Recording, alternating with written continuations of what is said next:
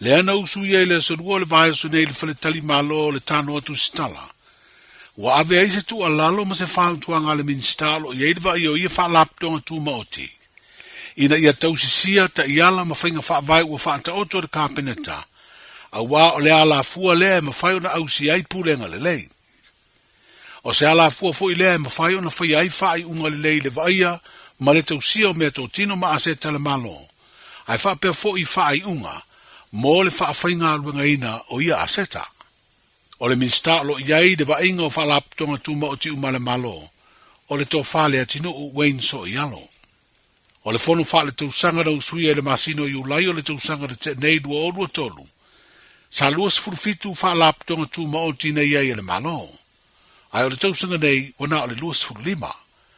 O isi wha laptonga tuma o ti e pei o le wha laptonga o ele ua vea nei ma se tasi o au nanga. Ile mtanga luenga fōua ele mafua ngā whanua.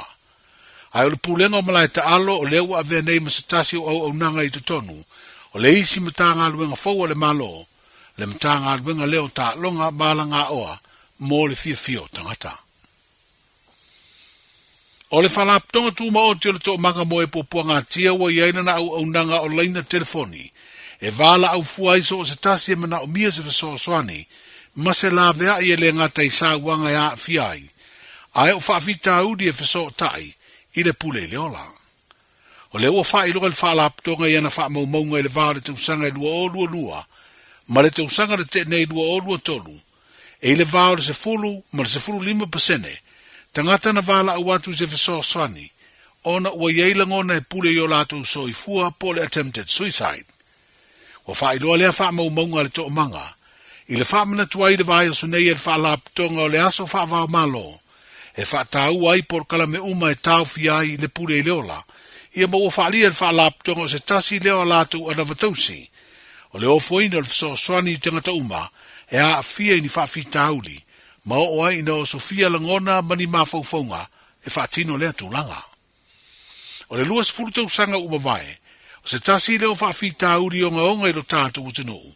E peo na sa wha mawina i pea le maua lunga le numelo tangata i lo tātu watinu e whana ola masoifua i le pule le ola.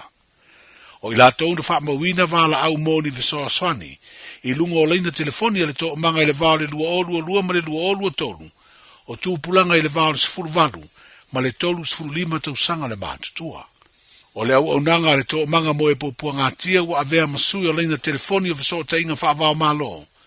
E mauai whautuanga i ni whawhitauli e a fiai leola ma le soifua tangata. O so se tau mawhainga o tātou tangata i atina e tau pisinisi, e mafua o na ola ma umi o na whaanga ioi o le lelei o le pulenga. Ai maise o le lango atu o tangata. O le moana rentals o se tasi leo au nanga tau pisinisi lo tātou tunu, na matua a whaina na tupe maua, e pe fo yo isi pisinisi wha pe mawai ta vale tutongi pau, mo le wha o ngaina. Ona o a fianga o le tamau ainga o le tātou tunu, i teimi whainga tau le wha mai COVID-19 furu malaiva. Pe tai o le lua le nei o tau sanga taluna toi te tala au nanga umatau pisinisi, i tūlanga masani ma toi fo i whamalanga inga le tūlanga saia i mua, a o le i o mai le wha mai COVID-19, ma ua toi a mata o na fo i pisinisi ta vale tutongi pau i tūlanga le lei, ona ua to tere tangata e whaongaina, ai mai se o tūlisi e malanga tā whaumai lo tātu utano. O ia tūlanga le lei ua to e whao popo i foi, male au nanga le moana rentals i le tatalai leo se isi o na ofisa fou, lai va le whaavao malo leolo, o lo iai le isi o na ofisa, a wale tau tuaino le atina o tangata tā whao male lau tere o le tano. Wa whao popo iai ma se isi o na ofisa i la fua, wa utu i ailana au nanga le li o le taulanga i a pia. Ai o le whaafitai lea se tasi o whaatonu o le company, le fio ngā tuala pe se tāwhai malo toa Allen Stowers, i le langolango atu le tunu uma le vaenga o tūlisi e a Fair Samoa, ona o le whaonga ina o le company. Wa whaafai fie a tili lana au nanga i le titalaina lona ofisa fau i whaleolo, e le mamau ma le malai vaalele whaavao malo.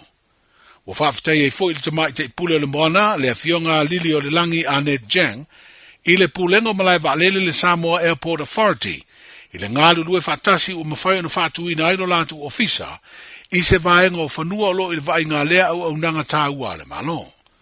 Whaalia le tamai te pule, o se whaamama avenga i lea tunu ule office phone, e le ngata i ana paanga, ai o lana au whainga ruenga i le si tiai o le tautua i le tunu.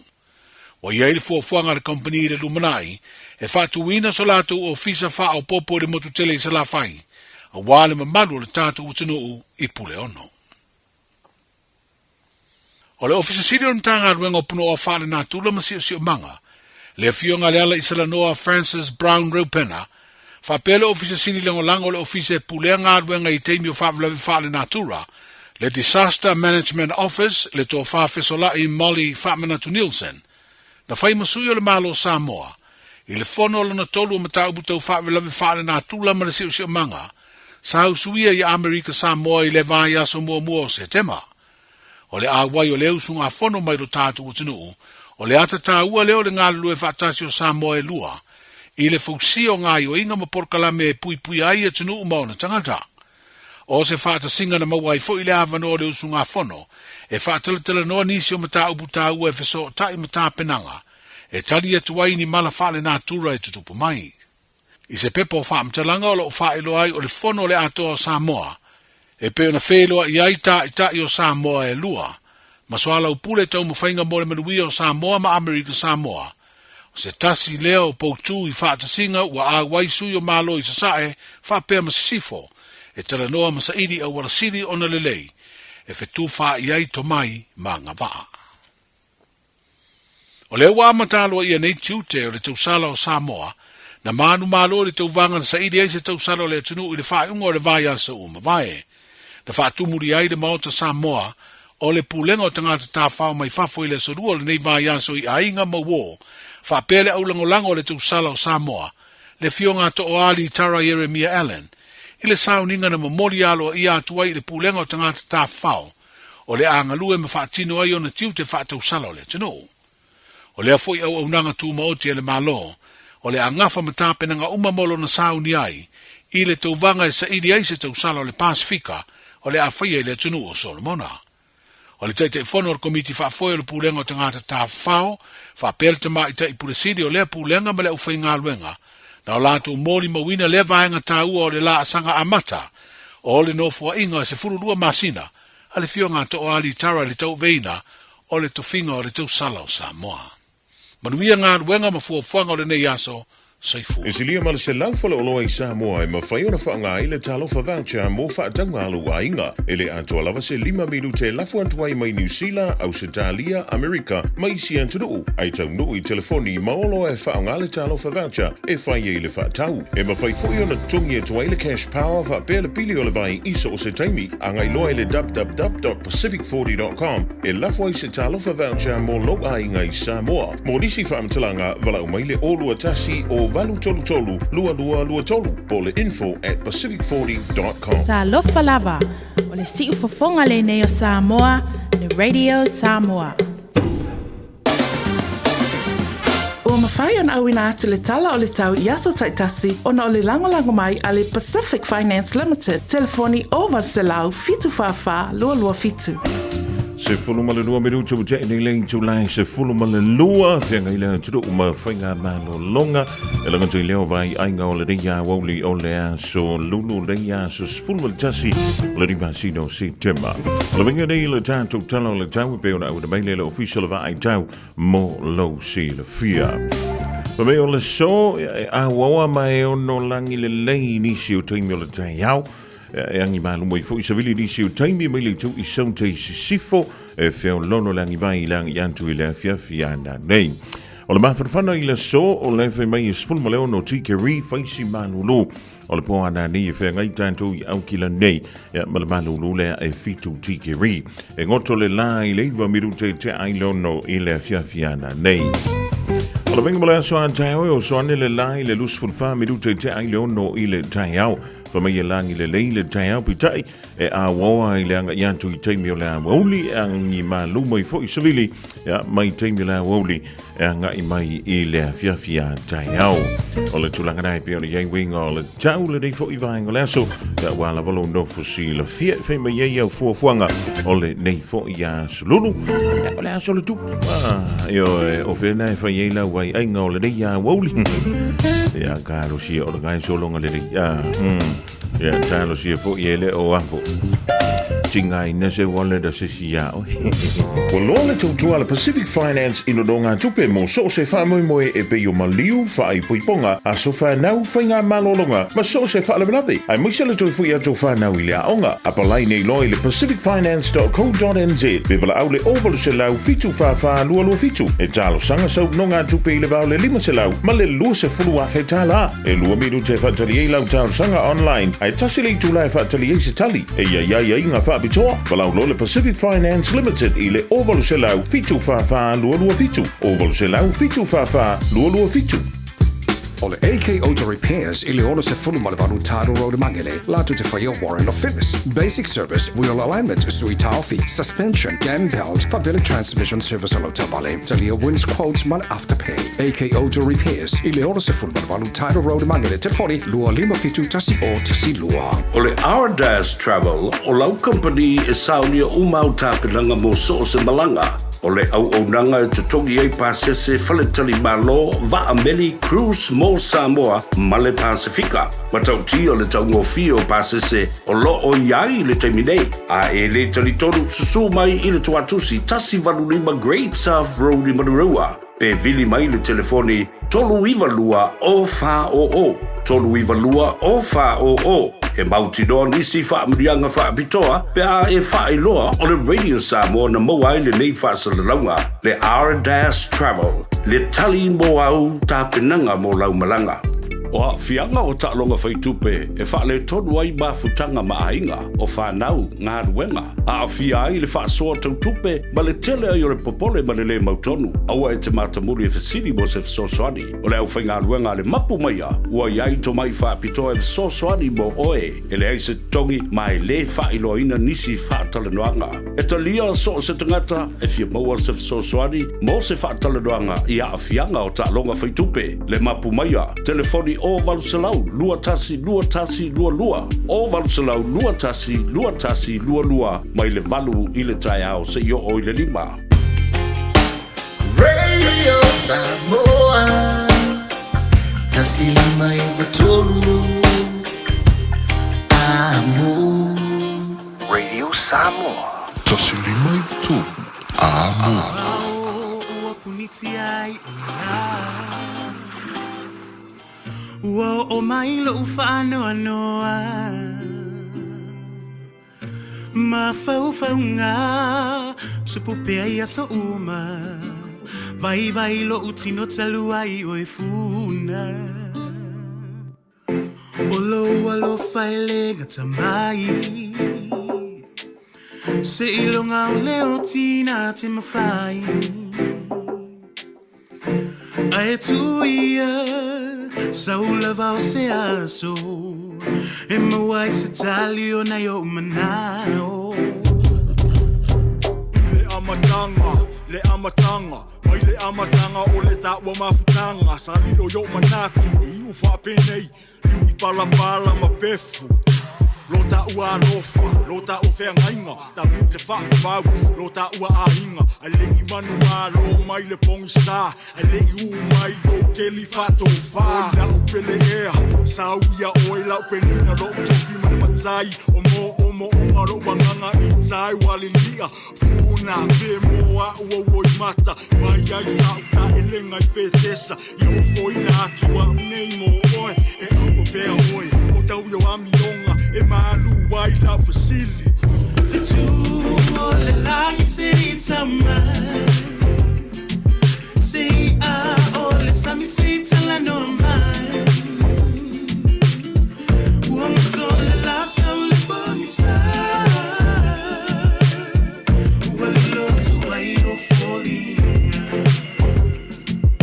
Se I fofo mali e se atu Pua ngati a mamala Whaate awawe ese atu roa O ia malona sa tau o si aula Ua oule la va fo iamo sa mo mai ile taeao se taunu ile pongista le nei a venga mafa sai ai lo nei loto ia liu lo fatu isima talu ai lo fata mala tali tonu fo ai lo tangata ile au fia loto leanga ile vai taimi ole faingata palo na tinga ua tai mai limo se lawa fasili limo se lawa fasili sue i pulotu se kali yo loi mata maling oe lava o si au tai mane moni na o fili ai le fa amao malo o tali tonu o la ulava sa eleva veo na umai loke ya lava sau kasi mai fitu o le langi se itama se a o le sami se itala no mai uoto le lasa o le bonisa uale lotu ai o foli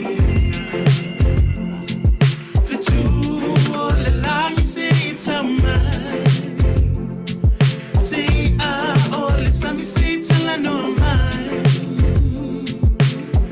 won't tell the last soul bonisa well look to why you're falling well look to why you're falling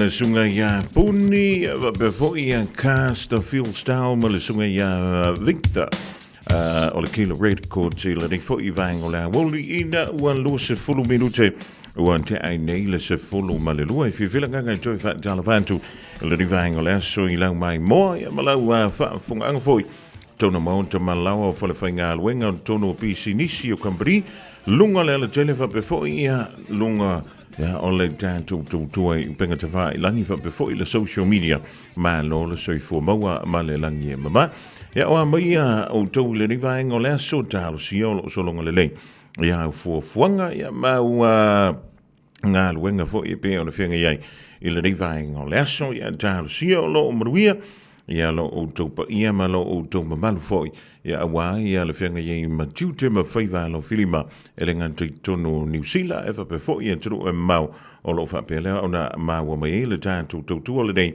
ale radio Samoa tasilima eva tolu a mo ya ole to ona fo mo le tanto ba futai fo le vai ngolaso se io le afia na nei le tu life ya mo le antulanga fa tail tulanga ya te mo le tonga tanga mai le town la si io le mai fo stimuli ma antu le tanto ba futai fo le vai ngola wo tanto ta wa ya le tulanga ya te ya awai talu ma o le wa ma wa le tanto filo inga ya ma le tulanga fo ya te le vai ngola wo Malo soy fua, ol si fufonga Samoa, Radio Samoa, tasilima iwatolu amo, se kia Radio Samoa. O le wa lua se fulu lua midu chobo te aile se fulu ma le lua I se le vave o a o le tangata nei o titia. Ya o le wa maua fo I le tanto filo inga le rivaingo le wulu I fa talavantu titia, ma loa li le sopo ma loa nga lue.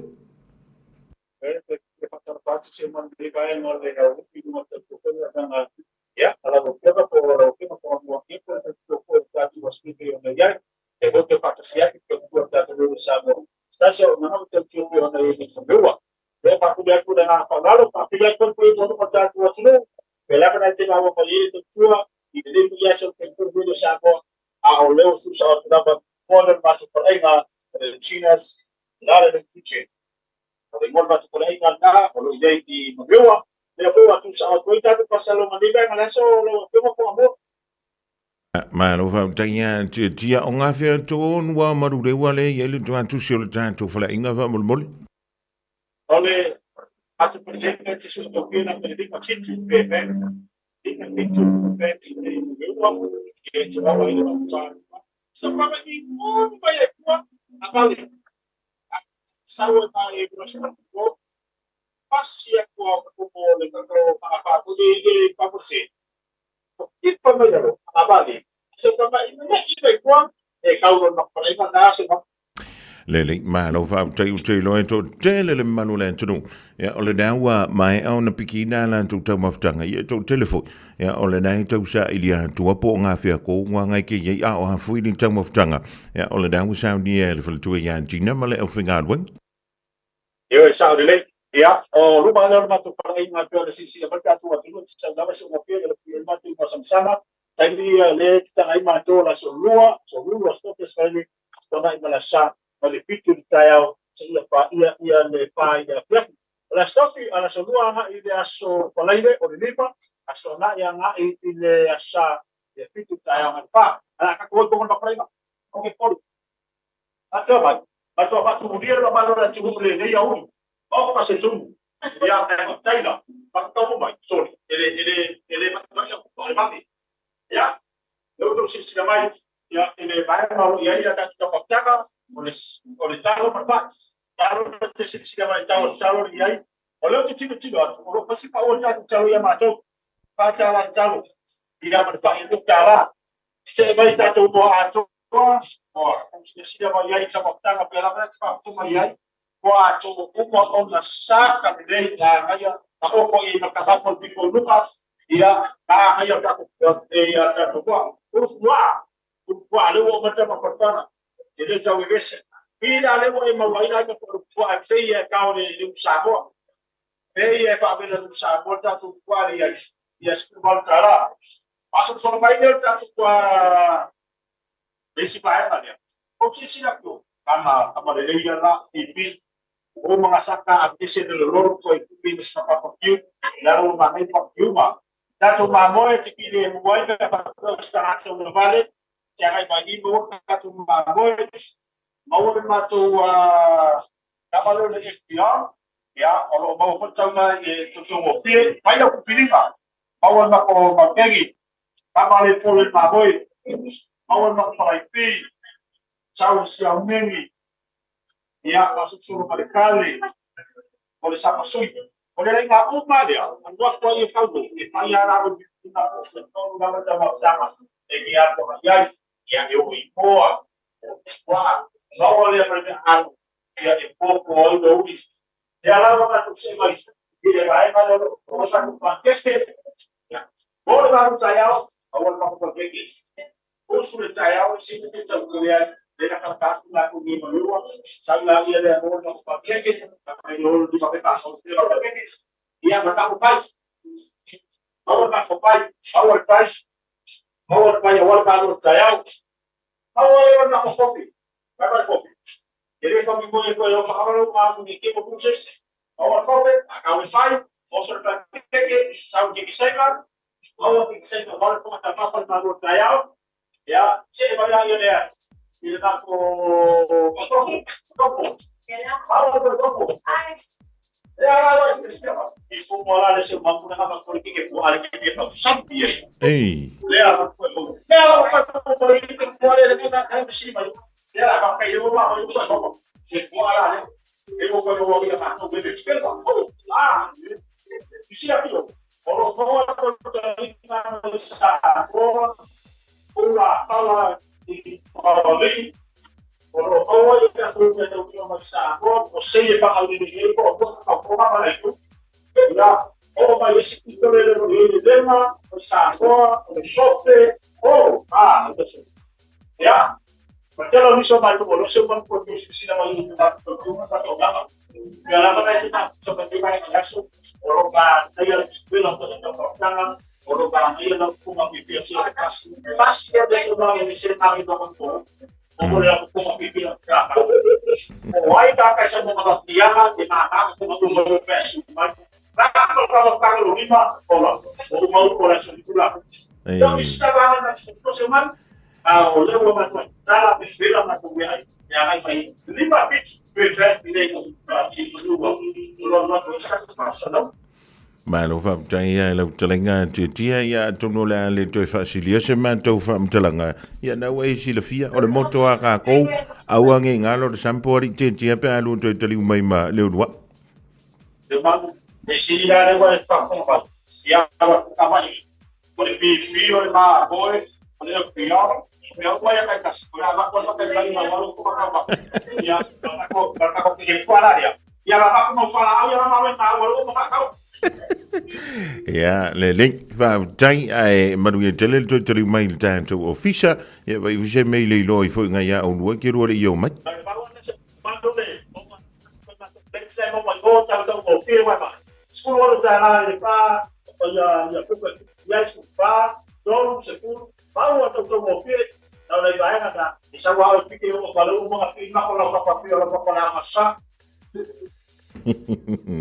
le link toi fa e motasi mai ale anta le o tu na je je le to lunga ina tanto filo inga fa mo Ole ka le tsona ba se ko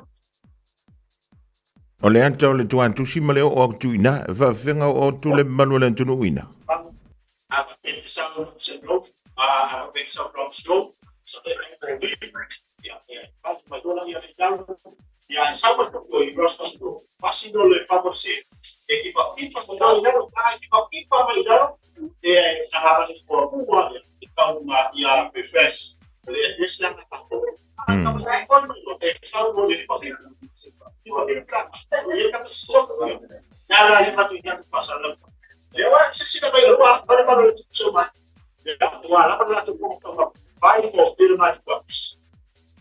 Lele, malo va tai tia ya tanto filo istemie fa telemol tanto li potil ni va ngolas.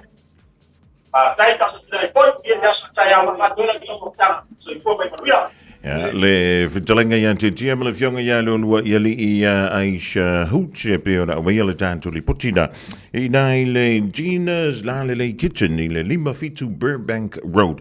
Ile pito no una o manurewa anga ilo yepe afo le tene I aukilani soute. 24 hours a day, 7 days a week. Radio Samoa streaming live on www.radiosamoa.co.nz.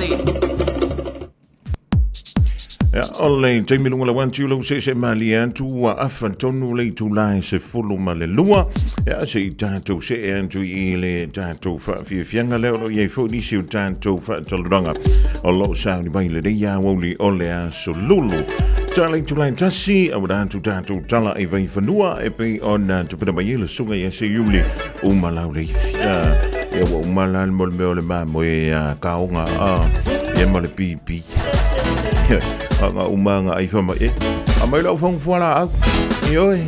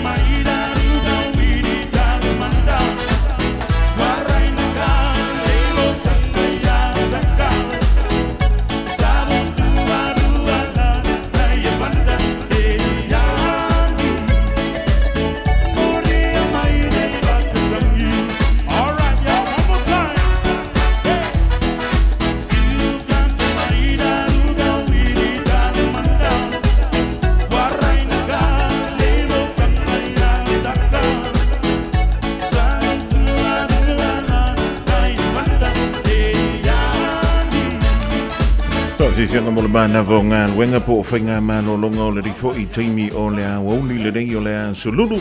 Le a solo tupula so sfuntasi le o le masino se te ma lua afe lua wha. O le teimi nei fo I ma sani o le tātu a siasi le no toa le jima da hoso oros. Ia fia fo le nganga le rivaing o le a wauni wa maua fo le nei a vanoa wha auro. Tātu te ma futai me le fionga I le a loli le li pole o le tautumala unanga le jima da hoso oros I le tātu ofisa nei e manu kauwha talawa antu lau fionga le anoli, lau fionga ngal malmana ma lo le whaiu le whaiva, ia ma lo fo le sopo le rivaengo le awauli. Ia, le nganga lawa e tasi, le nganga whaptai foi le vi inga I le li. Tātou au lia nei tūla le aso, e mai se foi lau tautua matapela foi le tātou watunu, ma lo lava foi le tau atai, ma lo le wha ma lo si le tātou watunu le nei au auli. Ia, o le nganga lava, pe lava na whalau lo atu I le aso, mo le aso, tātou o le vaenga mua lava, o le tātou whaptai ale le taimi tātou te ala whai mai le tai au, mai le sunga foi a tawai, po le sunga le awa o tawai ma le tātou timi le maalu le tai au. A leo vai atu le uftalainga se umanu, fofonga mua, a naia le mana ia le swafol tato wa ile ya si fonga mua tu lo fonga se manu malo talo fos palo se fo manu ya ole tato tau fai fa malo la vale tas ole no musu atu o te va ver e mauti do ai te mo nei ya te tiempe a mai le lipoti fo o mai a da beina ole tulanga na ia I fa fonga nga sa mo o levan ole tu vai sho to lu tia au ia le sunga ya tia ai ma felo ai le lo nei ma le ofisa o ma ngai me ma le sunga le pule ma fontanga ia ai vala au mai lava fatali ato le sa ulanche le woli le ala wo fatali ai la ftalainga se man ia ole me ta wana we to filo ai si wa tali ia wa le vana lua vala ole me sili le lu to filo le ias ole mele fate ia ole mo peola na ngaluenga I nei awa se imana fainga luenga ia ole vanga kuri te o foi al ngipu lenga le mo le alofa fa ma oni ia tanga fainga luenga ia me ia mo ta tauna fa ma lo ia tanga fa pe e ke le aku ia sol ma singa e ma ia lo aso fainga luenga ia atonu la vole mo mia ma to sina anta fu ile le nistem ia atonu le mafuanga na wa mi le mafuanga o yo langa job la ngot fa ia ma lo le sopo ma lo no sa ile ding vaengo la wa uli o telo ia e to tele le mamalo le tanto o to ele nganta ile tasi o lua a o santu alas ia la tu ta vale wa fanta wina mai la o nanga le nga usilia ma le lus futu sanga e to mo sa mo ala u fionga le lo ma lo fa tai ia e langona lava foi le fata va amale ma pe manatu ia tau sanga o tele vai ona le alo fo le li pe lava na o ta ua lava le tele o tatou fata tanonga I tau sanga o mavai ia ele isesi na I u fa pitoa mai nei to inga business fa pe o le alu fa taule se ta vale mvanga fa pena ia ai sa lima taitaina lava le I mai lava le amatanga se yo mai lava le nei tu la ma nei fo yaso ia lo fa pena lava na tu lo lava pe fo na fa so ma le sunga le pule le tato radio anei ia e lunga e alulo alulalu ia lulunga ia ai o lo tolo lava ia o le alo fo le li o lo fa pena na manu ia ile aso ma le aso ia ai le ngata ilea o le anga le fo le tato watunu nei tau sanga ma vai o lo fa pena lava ona la tu lango ina le ulanga la tama fa na ia e lango na lava le fa tau va ma le ngang fa tai ia se man ma no fa tai io ia wa o le na amantantu I papa toi pi tai o la wa mo tu ia le tanto ofisa tu I nai o tu ia u te lo fo I to te le pa anga tama ma tina ma tu onisi o lo so I fu mai pe ia oisi ia wa fa I langi le fola yo e ma we ta ua ia pap toi mana tu ai fo ia nisi fo yo uso sa fa pena na ma to sa ma to ngala lu fa ta si mai la matanga ia pe le fitaling ia le sunga le fa fenga ngane ia awa pau mali tasi ia fa pena le uso ia leni ele sa fa pena fo tau tu tato radio sa mo le sunga le fa fenga ia sunita ia o le totelo I la tu sa ma to fa pena nga lu fa ta si mai la matanga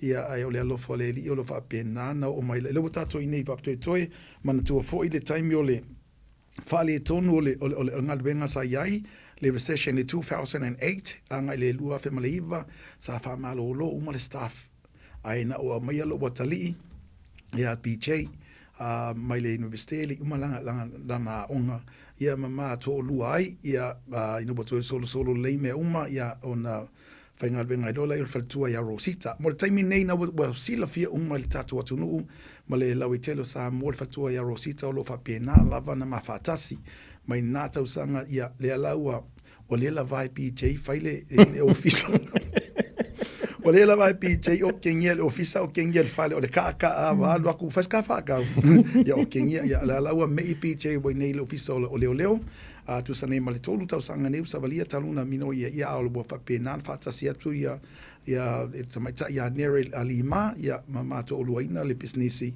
ia o vai ngalo fai o le atua Mali le io le kan tu leo le tu no ma tanga mai ka le sia o famonianga na au sina le lava se aso se le ye se au sina va san famonianga mai o te manatua pele per fatalaina ia o le fionga ia le pepe atalai o vai pe ia pe tulanga mesa ia ilang sua I talonga vai nga pena ia fatetaina pe o le au tolu sango ia le au le rusta foi tau sango champini ma talta mai fa pena me ima le pia lua tau sanga champini talta pena ma lisi le taito fitu tolu tau sanga champini foi taito fitu I Samoa ia fa pena le au lauli tasi tau sanga champini ai malisi tasi tau sanga le na yon tuatu le foi na sponsor ai ma tuna pena le foi na champini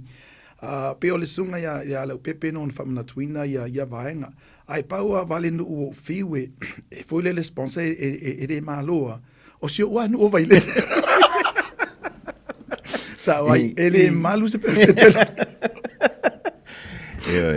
ma salon ka fio lolo anga wa kolomika ele pesa mingo kilo merbe o le okinga le mele ya ale le se mi ola ku mangimo le ia ma lo fa te wenta wala tu langa le wa am talia fo le tamal sanga le okina ni sa mo o ye lo to au to no I fa mo mo le taimi nei ele o ye ma se au tasi pe lu o fa pena o banga ia si o lalfanga o tato nu ia ele faina be se wa o ina lo fasino manga ia o lo fa pena lava na faima apa ye so son ia ile ftalainga ia tu ia fiso pesamino siliva pena lau silfia le fo ia alo le tunu ile tato man Samoa mal tato fitu ia pe o ia na lo fa foina nei le awal sia mato lalfanga ia matulanga masani lava o le tato fa moe le ia nei le astona nei pe na fo silfia uma lava le ua tu la mai le fionga ia se yuli Mr. T la fa penan fatasi mai le po o le fofanga le wai o le fo ua fio mai le fio ngai le prestini ia le malue ia afa pe mai o le afa pe na isa fa ngai me alofa ale tato maslin nga ile le tato maftanga ale al malisi pe lava o vaenga na sa fofu ia pangale o le mfai on fatinoina el malisi le tato fa mo o le la bo fatinoina pe lava el maslin ia o le tulanga na ia o le alse ne moa o le fa pe fo ona fa so ia nga ile tato malisi male fa fonga anga samo ma lo fa tang ia o lo winga la fa popo ile fionga polusuga ia se uli le Mr. T ia o to tele ia lava lo pe pesio tu la fa pe la ona fa ona mai moina le stone ni o le tulanga na ia morsi la fia o le fa moe lava la to ina ia manino le lei o le amatanga sa patatano ina fo ima le fionga le presidente o le tato na mafua mai Samoa ile se lau tausanga ile konseti sa ia mai pena o alo uma lavo le laumua ia sa fa pena o le la sa tau a matainai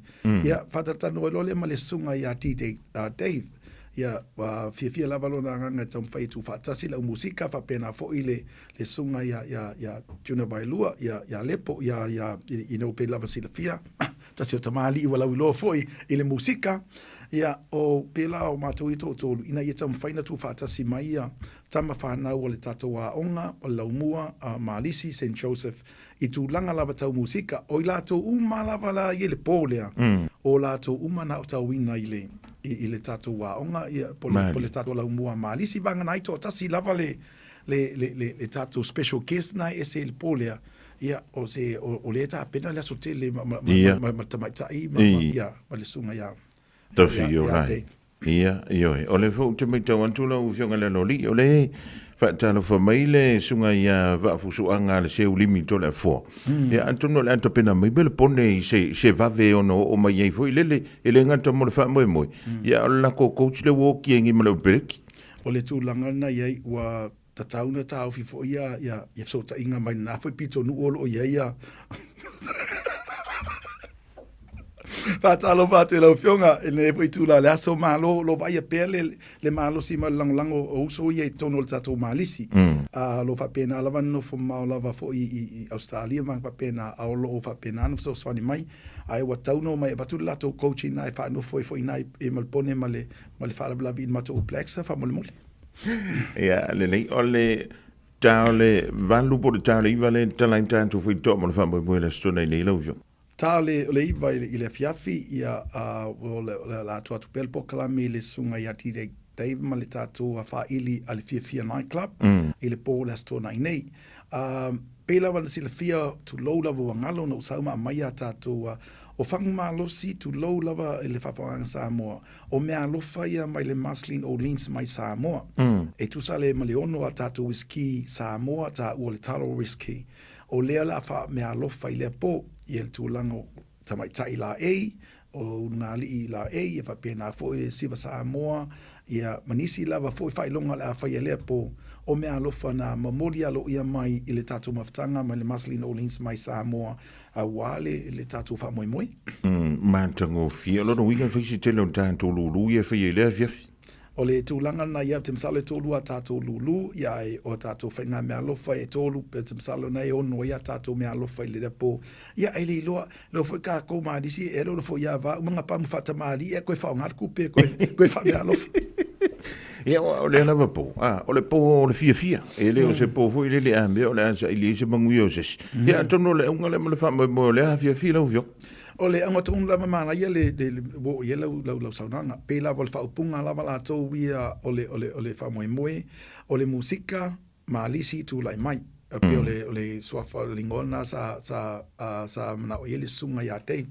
Ia o le ingola na le whaonga ina o le au musika maalisi tū lai mai. Lona winga la o le afala ele fofuanga e tau lava o na Yesef Sosani ave tono le tatu maftanga ai o le tupe foi o lo fa pe nana sueina le tatu Marceline O'Leans na sila le atu nuu i le tau sanga o lo ave yalo mawhanau ia pela wa foi mai lo le underwater world ma le su ma fa pe na tau sanga taitasi ma fa ia i me alofa wal pe o le tele na me le tupu i maftanga e pisi lava mātua i maftanga ai misi alo mawhanau Nini o tau sanga o whai lava ele Marceline O'Leans le vaenga lea e whaapitoa lava ia vaitaimi e awei ala ma whanau e whata whao ai le ngata lea fua whainga mea alofa o Krismasi o lato mea alofa ia ma vaenga la o le fuafua la a whape lava se leni ia o le tato a Raples en le fuafua nga iai ia ma le tu ngata avale a lauri matua ia pe o go-karts pena pusit fia umana vaeng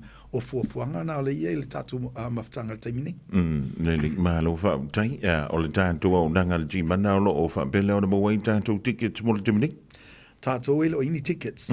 Tatu faile alofa. Ia. La faitua.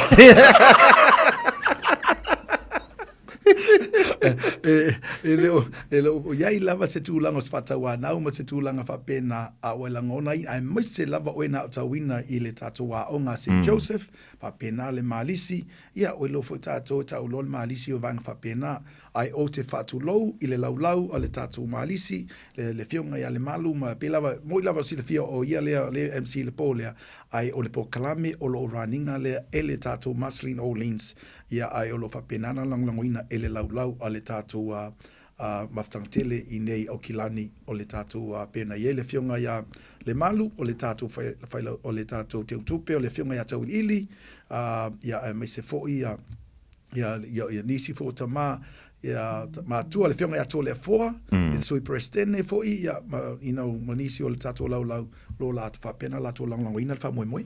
Ma no fa tanya tanto filo ile fia o te lo mo tanto te le lava le manu le tu ya la fa pe fo ona fianga ya tu le e pe ona e sa no e ile mo le meo le sa dinga fa pitoa e na fa i tu nai le fia o le pole o le wa uma ona fatatanoina e ta o tapen o ile amata o le tapenanga o le asotele la mo malisi le you know langa o le matu tai committee o ile na o le te msale propose le pole se tai bana ya siname ta tele yo mo se me fa pena la u fionga le lori o ani va inga tauna manto sa unia tu ile afia di tre we fa fonga mai e se wo le se man o ngi ko fa wo mai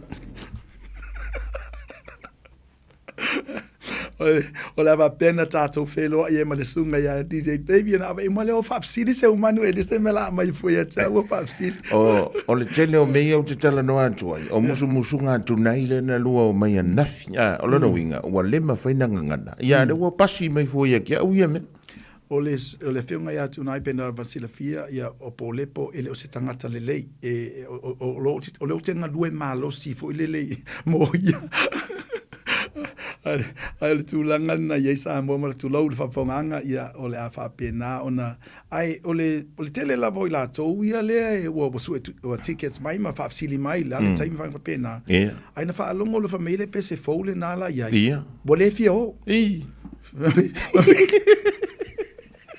fa mai a lo fa ongi o ela ongi do ele inga usulanga pese ai so ia ele se me ma fa yo no le na tatala ile se file ia le tanto fa tunga fa yo dei sa no le titi il va en le pese po o le pese le ana e sa no ina ile sonna fa tai o le tele lava pela vole le amatanga le pese lo fa pe felela malisi o lau pulelea tu so se nganga fa tai ina ua palongolongo pea le mato ole me moni lava palongolongo pea le ia le mato ainga tau le baveao o tustusi lava ma tu fa sa o ma ila ngona vai taimi o anga vanga pena fai mai lo ia ele o e mana ia fai ngole pese faftai you know felela malisi o lau pulelea tu sa o faftai anga ia li felela le wa e sapi ai le foi o mako sapi ma kamai kim bang fa penga ia o onga ma bang fa pena ia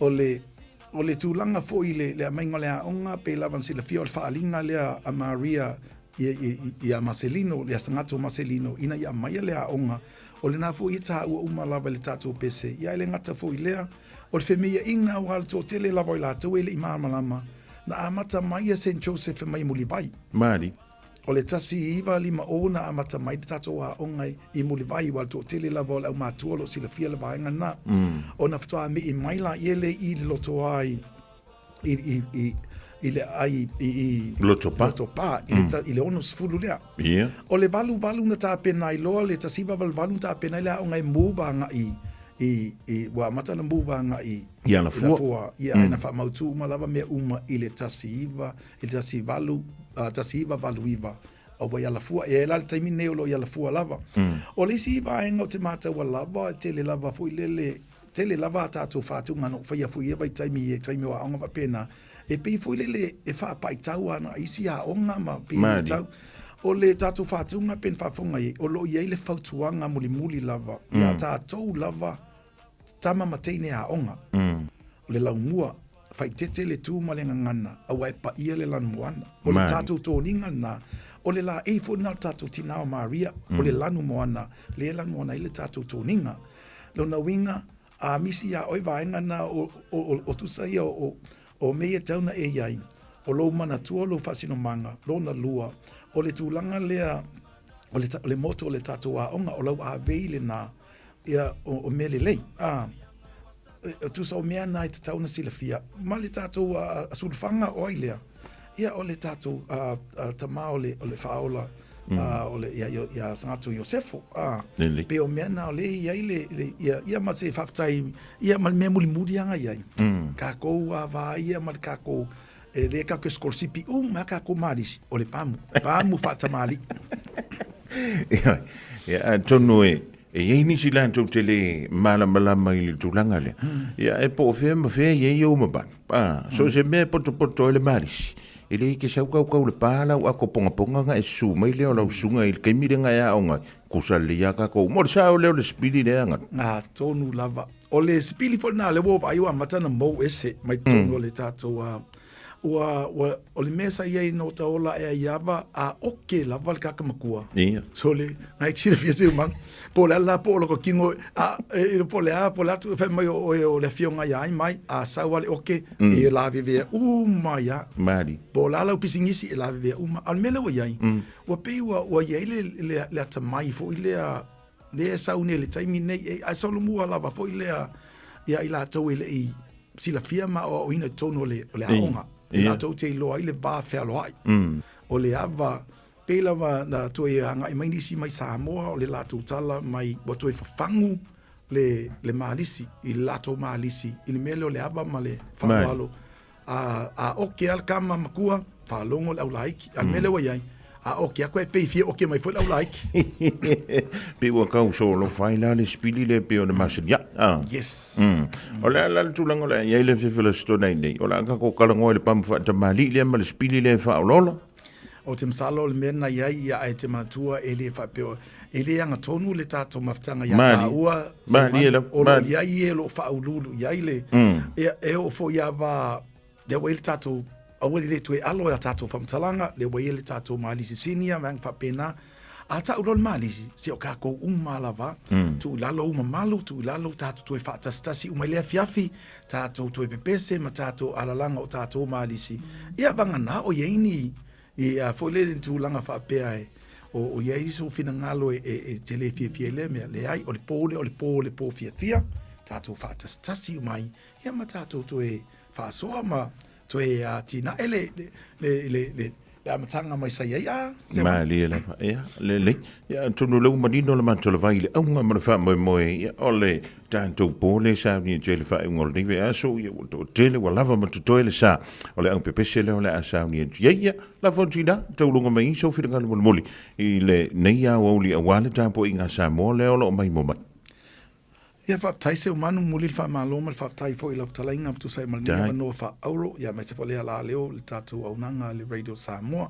ia ele anga tonu lava se ele te au se tonu pe te au se ato lo ni fu fa tau va o vai inga ma o manatu o lava ia manatu male nau i tainga ia ai a fa pe pa o papa pe le tau tamali le fa fonga me se foi fa tu lo pe no fa tu lo lava la matanga ila o fionga le tatu prestene le malu ia ma le tato laulau le ai o le nganga la to wia o le tue fia malisi tato tue atia ele tato malisi tato tue nga i fatasi tue upongi le besa tato wa mata mai ia ai le ngata ile o le fa moe ile po la stonai pe lava no taua o le fa moe tato uma lava a wona i se e foi disi fa pe o se be apto al Marcelino le ai o lo ngā lue whaatasi e mali tātou laulau, i le wha moe ia ai le tātou whelo. Iei sa mo le tunu pele, matua atu ina, se leu po se pa o papa i lau whawhonganga, i leo ia tau se antonu ai a pa mangalo le se o le atali, e le foi, longo mai po so mato o leu po so mato se mato unanga whaatau wa ale chimana, loan wha le vaino tautua mo e a wale wha le ngā tai au, ai wha manuia tele le atua i le tātou a Pokalaminea, me se foi le tātou Radio Samoa, pa penal wha sausanga Samoa iau sinsina, na iu tamam tina matua, mana tua lava o tō e sa uma, wha taila o tō nofo talo, mai se foi au na tōwhia le atua i manuia le nei aso, wha soi fuhia. Soi fuhima ia manuia, le fionga le anoli i le li pula le tau tumla unanga le jimara huso oros, Lus Fulvalu Atkinson Avenue o Tahu, ia le tuan tusi valau ia le ovalo se lau jimara tasi, o lua tasi lima fa valu ono fa lima, maua sao i lava le fionga i le anoli i le li pule o le jimara.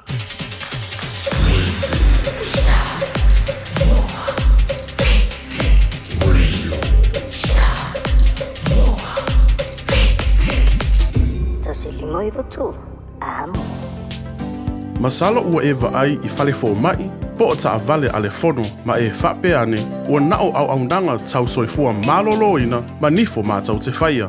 E tele le fesosoani e maua ia mātau. Fesosoani mo le ola manuia o le mawhauwhau. Polo kalame e tau fia ai le tau mawhatapaa, Fesoasoani mo tina ma pepe. Fesoasoani mo whaia o siaki i le whale mai. Fesoasoani mo sauwanga i ainga. Fesoasoani mo whanau ua i umale aonga. Mo nisi whamatalanga, tanga i ane i lupenga ta whailangi www.thefono.org. Pe wala au, le o walu selau, Fono for you. O walu selau, tolu ono ono whaavalu. Talofa, o salmasinga, fale lua, tim toilolo, o le loia Samoa.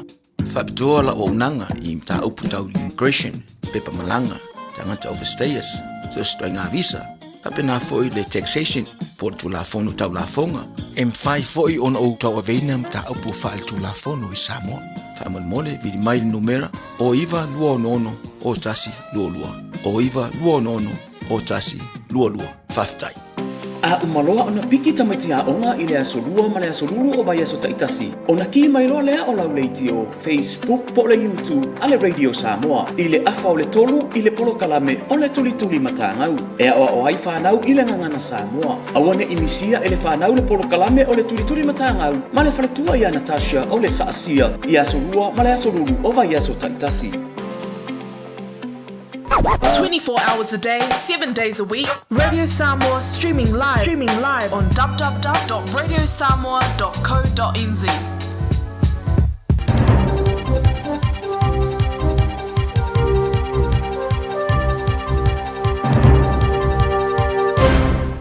Talo for no more. Yeah, if I tell of what for you let know in the only tell name of the Radio Samoa, ile nei foi tula le only tell it to more.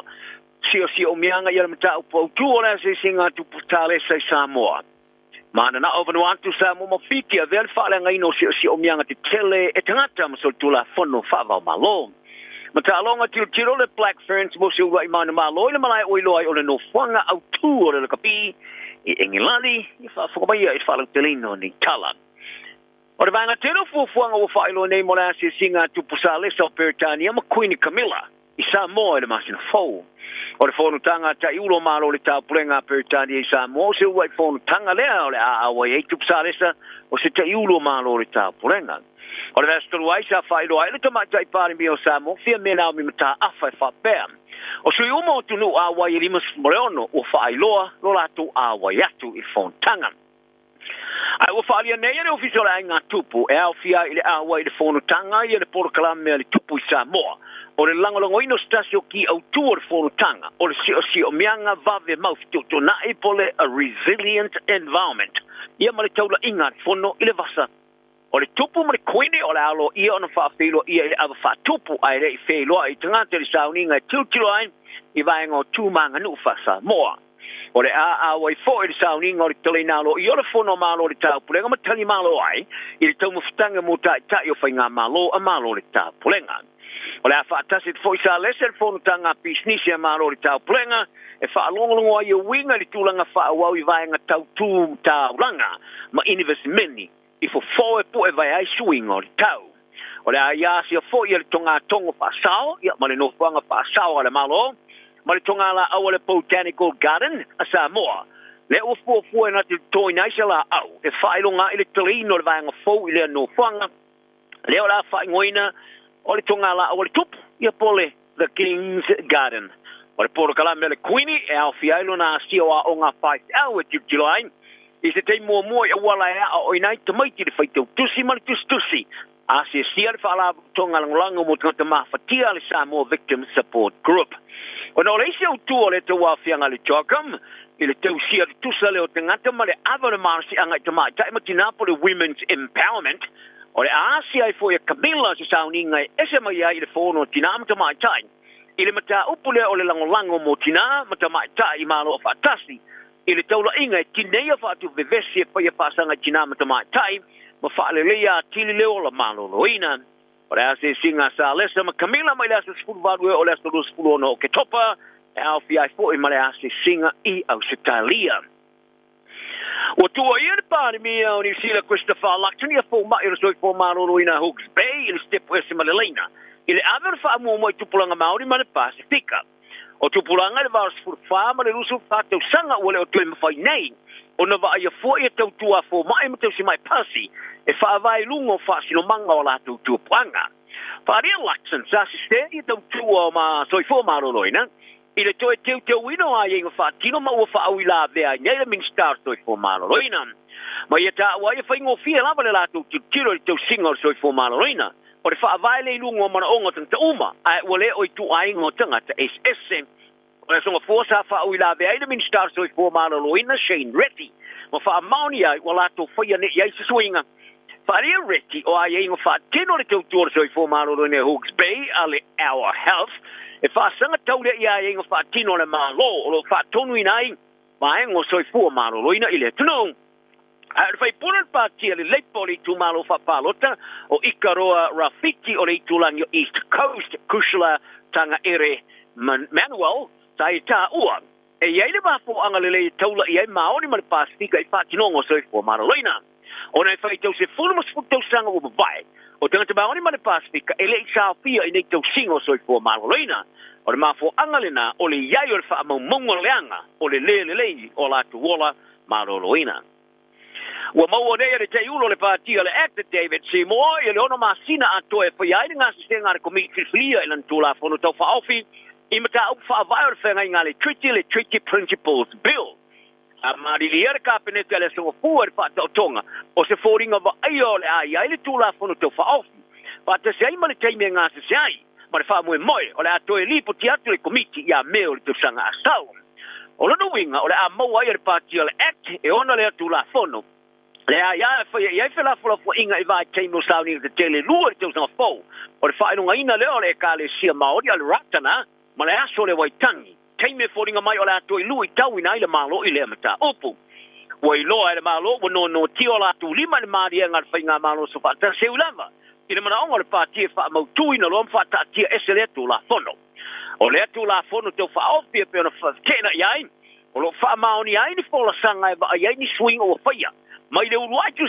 singa le ta wai na tanga tani sila e ia so tanga mali silo maori yo la tu ele ma me to tino o fai jonga ia inga fa tino lo tu si ele lima fe ngai ngore wa tangi o se mali nga patino le il va malo ma maori ai o le tu la fono tau fa off yo la patino na mana ia tu puanga so tanga maori hapuma iwi se tu langa o yer fa mo simo o le atalia ini so atu malunga le siria ma le fase lauta I taio e kale simta po ingi nisila sa sai di se tu sita pai fai puli te te ia il tu la fono to fa ofi e pena falia e simo e le tau ona awai I whainga fa por kiki o sa mo manu antu mo fiki walo ia neona la tu li mantu se tau sanga I pa masnonga pito silio na maurunga le rangi le basa nei e tala pa ngai se toi teu teu e mata ufa violana ma liena ina ia fia I ba sto tu la fono ina fa ala ngai na le no fanga te telo si o mianga fa ale na pura o no nga yo inga tangata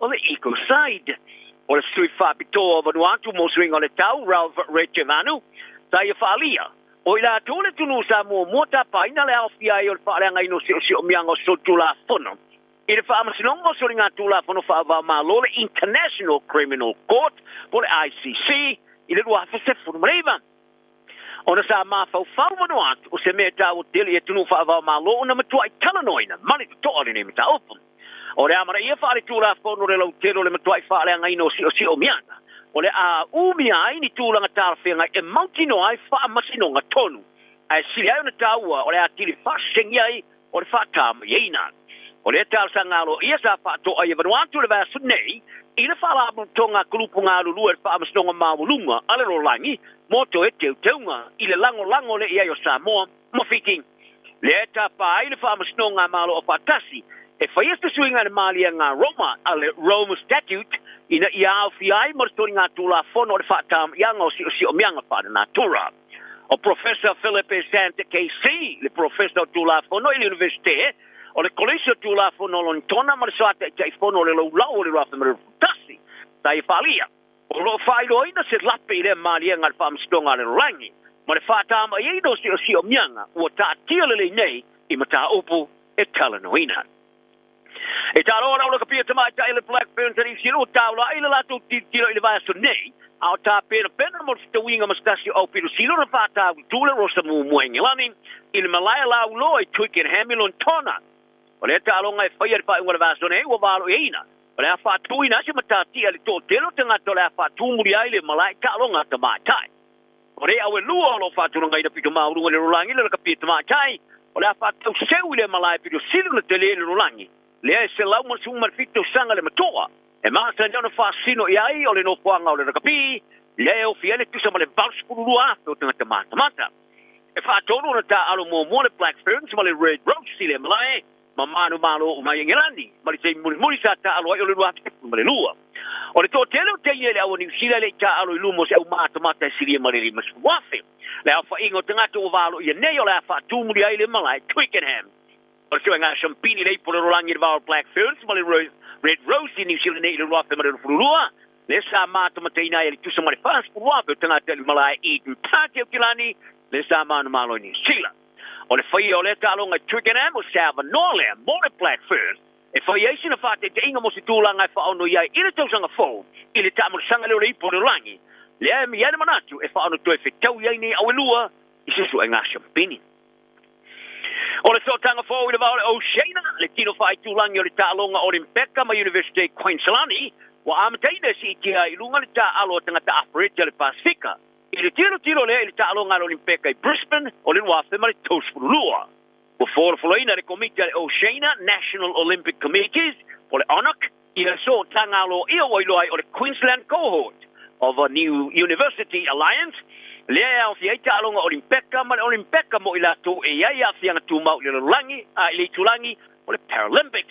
Ta uai le ONOC o lea Poro Kalame o se vaenga o Poro Kalame le Home Games Advantage Program ma le mali e nga sa inia mai university. Wa iai le wha moe wha maro si a tira, le tūranga maurunga o le tā alo, ma le wha awawa tina e te wala tu i tā alonga, ma tala anga o le tā alonga Olimpeka, ma le Paralympics, Brisbane, lua awhetos furulua. Wa vaenga o lea so tanga e au fies, kor sepi mo tanga tā alo Afrika Pasifika, ma le sao pia i no whanga mo tā alonga e wha o ngaina, i wha ia onga, tau tua mo scientist o tā alonga, ma no whanga e wha mautuai. Paria le presidente le ONOC, Dr. Robin Mitchell, o le aso tanga fōu le asu ia le tōru manga mo le vaenga o tālonga i le Pasifika. O i tā uai se whainga pa anga fōu lea mo le ONOC, e maa uai so tanga mo universite, e amata mea ai e Queensland, ma le whamoe mo en, whaalau tele atu ai le Pasifika, ma ni usila nei. Ia tala nal nei tūla ma le so, ma ruia tā poinga, ia i le lofa ma le file mūtu ta uma, so i fuia. Hey, hey! Ua mawhai ona awina atu le tala o le tau i aso taitasi ona o le langolango mai a le Pacific Finance Limited. Telefoni o Valselau, fitu whawha, lua fitu. Sulu tolo miru tu te nele tulai tasi o le dansa e whaafonga i se whaapoponga o tala i vai whurua e pe ona whonga dantu o tampereina e le sunga i a se uli umalau leifi maua se whaapoponga pe a whaida e misia i le tulai lua e le awo li nei. E taun sia o le dawa e tu tonu manu i antu i lau whalewhainga aluenga le tau pisini si ya mala tau company fo ua mausi na whaasilinga nalosi yo vai o le whaimea mali e maua fuai le lunch o le mea o le fiula vale yo e maua i o le mea ka o le punch o le wenga le tanto tala o le tau mo le somala so antai au whamela ufisolava aitam o le soe a wawa e mai langi le leini si o taimi angi maluma i savili mai le tui saute si sifo e whea lono le malo si taimi o la woli.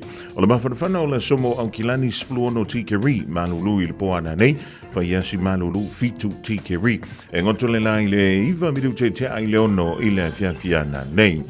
O la soa anta au ba tanto waulia le lofo le tua e whapele o nau soane le lai le lusful wha miru te ai leono i le taiau pa mai o winga o le tau e langi le lei le tau pitai e a wawa nisi no whanga i teimi o le taiau e angi malu mo i fo i savili e anga i atu i le a wauli a taiau. Tulanga nai pia le winga o le tau le nei fo i vaenga le so i na ua se fulu mo le whamiru te ua te ai nei le tula e tasi. Wa loa le tautua le Pacific Finance ino do ngā tupe mo so se whamoe moe e pe o maliu whaai puiponga a so whanau whainga malolonga ma so se whaalewenawe. Ai muisa le toi fui atu whanau i le aonga a palai nei loi le pacificfinance.co.nz be wala au le ovalu se lau fitu whawha lua fitu e talo sanga sau no ngā tupe i le vau le 5 selau, ma le lua se fulu a fetala. E lua miru te whaatali e lau tau sanga online. Ai tasi le tula e whaatali e se tali. E ia inga whaapitoa. Walau lo le Pacific Finance Limited i le ovalu selau fitu whawha lua fitu. Ovalu selau fitu whawha lua fitu. 24 hours a day, 7 days a week. Radio Samoa streaming live on www.radiosamoa.co.nz. Felela malisi, ola upulelea.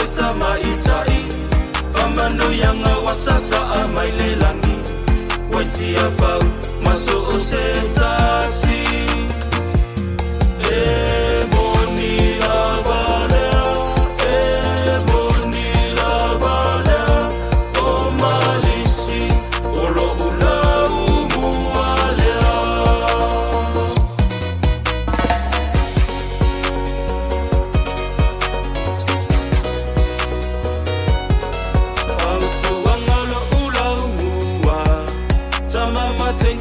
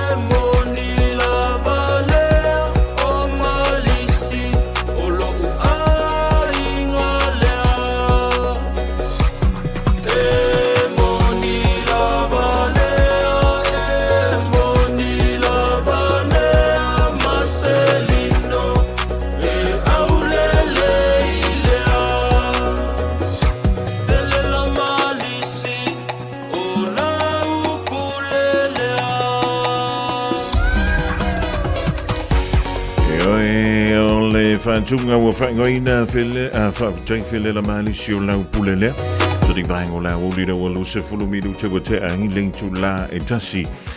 Ola dawa whangale tunu so to tonga o tātou tala I le reia wa ule peo na whangaina matapedena fo I le sunga ya se yuli umlau leifi.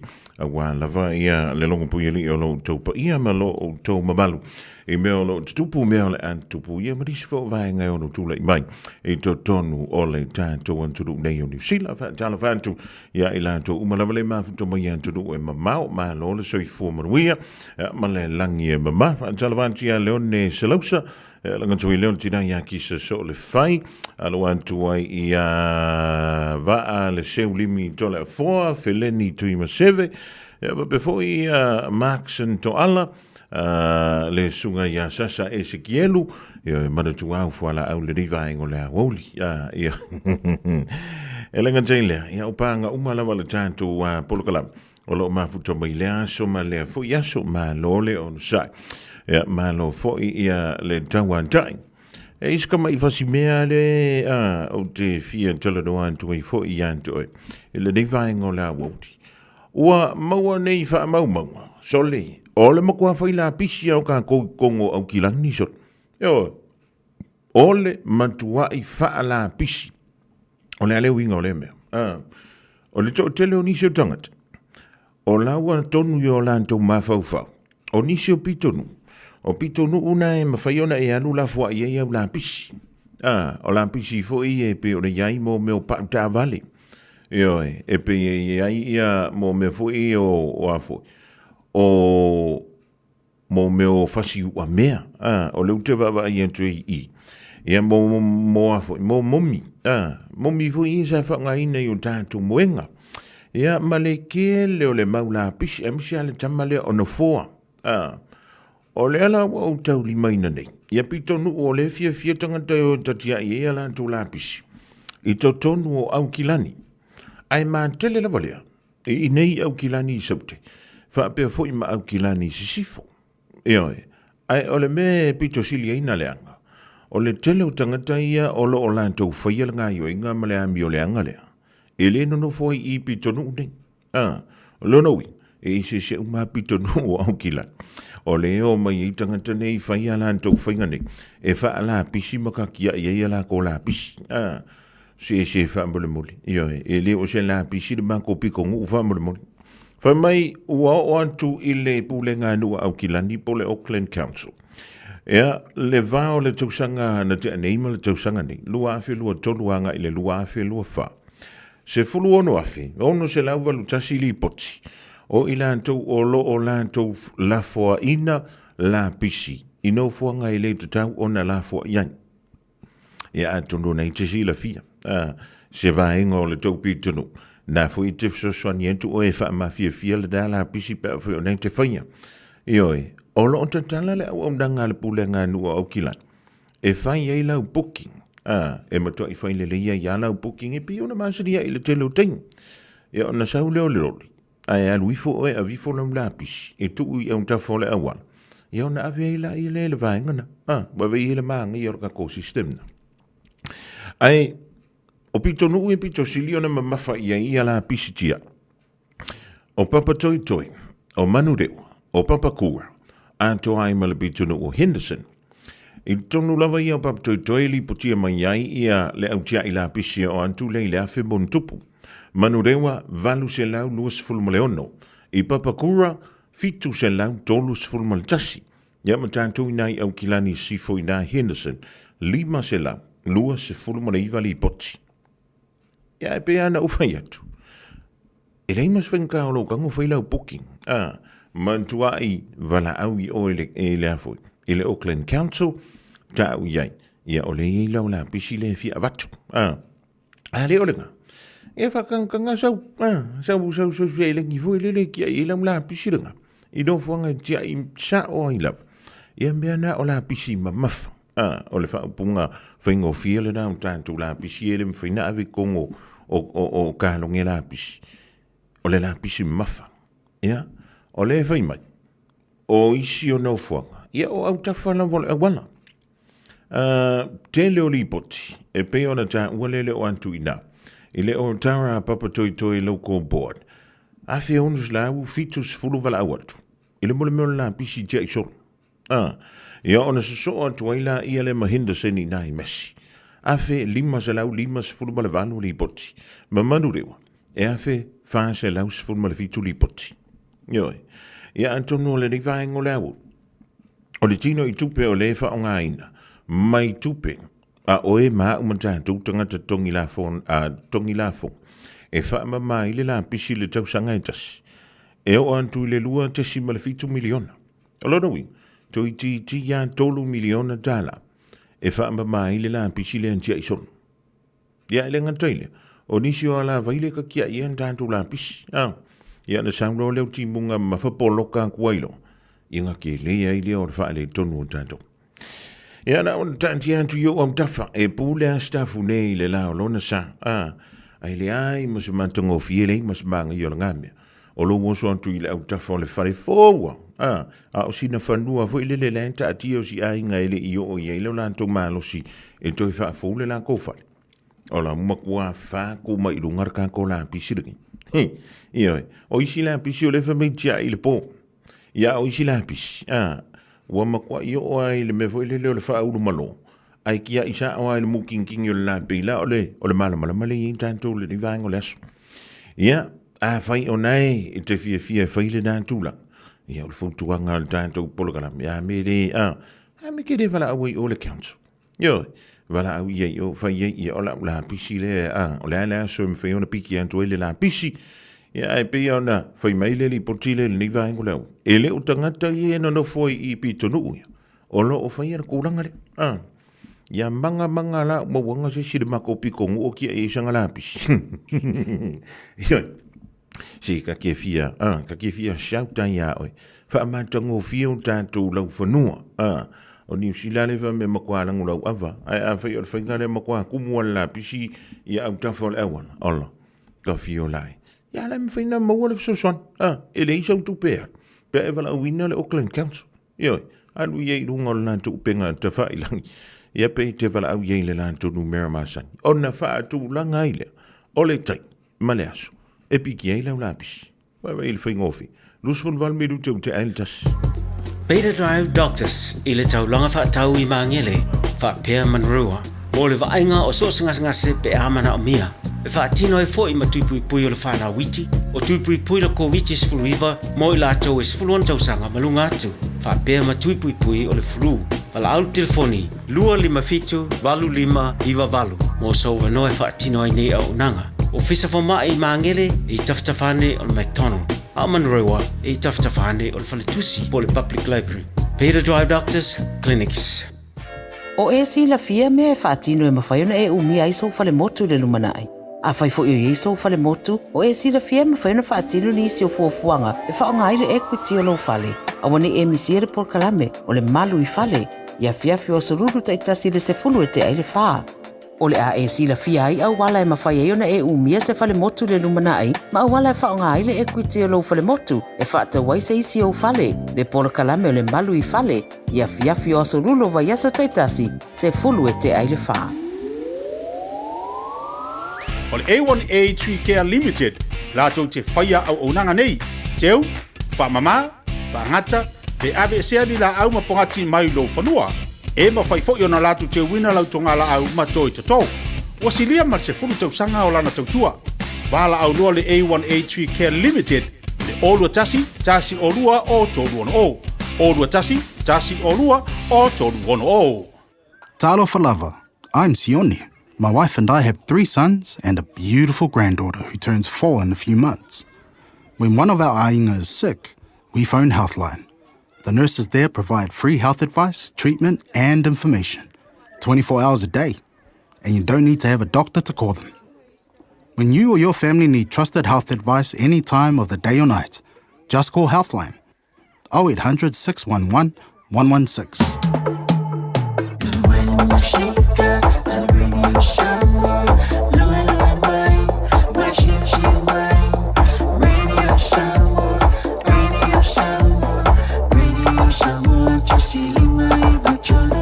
Radio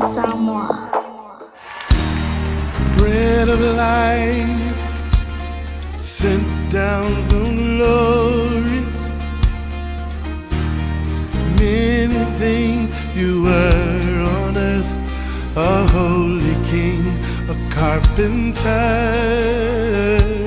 but you are the living word. Say it now. Come on.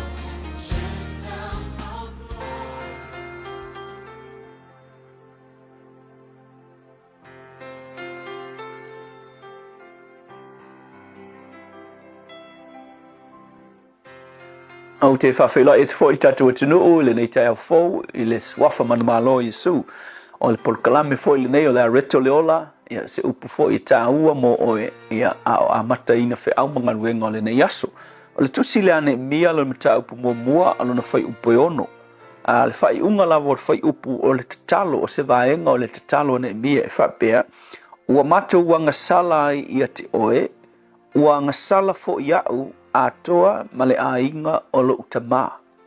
O le upu mo o le tai au le nei e whapea o le tatalo po le kua inga tatalo e maalia tele I fofonga o le tua.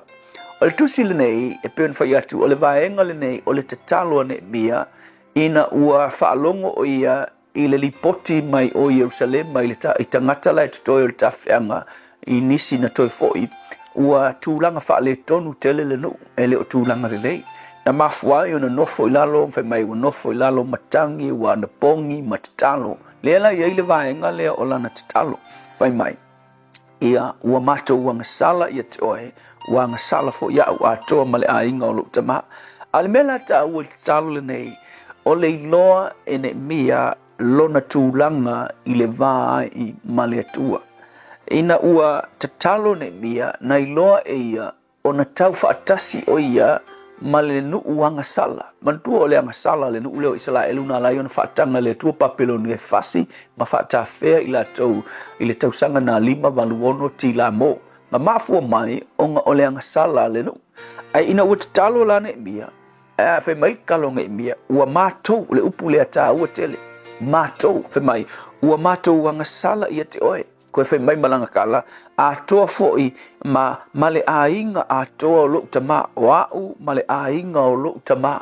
Vai, o le kilango o mai a ne mia.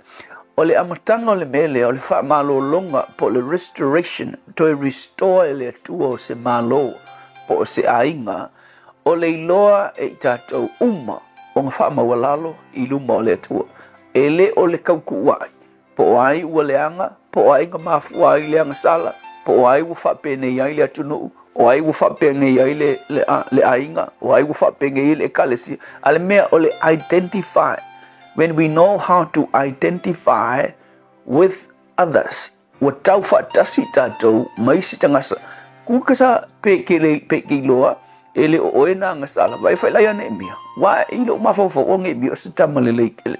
Ai ina ua tatalo ne mia ele I whapea ne mia ia ua ngasala lonu ua mioleanga le nu o Israelu ia te oe a ki lofe mai langa tala ua mātou ua ngasala ia te oe ua ngasala foi au atoa male a inga o lo tamaha anga siskanga ka fia wha mio kongu apea le tua ia ua mako fiwa a miolele iaku aiva ai leanga sala le nu ua leanga le atunu o ngā olvaenga lea ua ngasala le kungu ua o mai le mala o nga oai ua ngasala Ilo le ki e la vea ina I Israel o le iloa e o ai tangata mi o tonu tangata o whanau o le atua nga kometo latu o langa I le atua nga kau whaatasi lato na latu iloa o na tau whaatasi lato matangata ngasala o le ngasala le atunu ele o se ngasala stangata to tasi so o le lu ila mo tato le nei taya e fai foi ma o onga mo tatou ainga mo tatou kalesia e maise lo tatou atunu e leo se taimi e tautu wai ai tatou e waleanga le atunu onga wai waleanga le atunu onga le malo le waleanga le atunu onga o le isi malo waleanga e sao o e se you know a tatou tautu wai fa pena e le ai se fa malo longa se meta o se national healing e au mai le tua ile atunu o le national healing po le fa malo longa fa le atunu e a mata inga ua iloa e tangata uma e le nga se vaenga e loa e tangata uma o nga identify I latou uma ua nga sala I matou uma o nga a maka I lea ona whaamalo e le atua lo tātou atunu. Mo tātou le nei tai au, pe ke a mea kongu, pe ke saongoa, pe te a ia e loa ona tau whaatasi oe i le a whaina o le atunu. I ngā o ina e a mata ai ona fotua i mai manuia ma koe restore le atua lo tātou atunu. Yesu, whawhitai lava ia wa o mai te a wa o mai i ala e mawhai ai ona toi restore so se mea e a whaina. E a mata i lo mata wiloa i tangata ta i toa tasi mai e la iti se i o i e matutua mai e ta ona latu whaamawalalo whaatasi i luma o lau fio. Whaamanuia si o mata watunu ma le whainga malo i le semana o lo swafa Yesu. Amen. So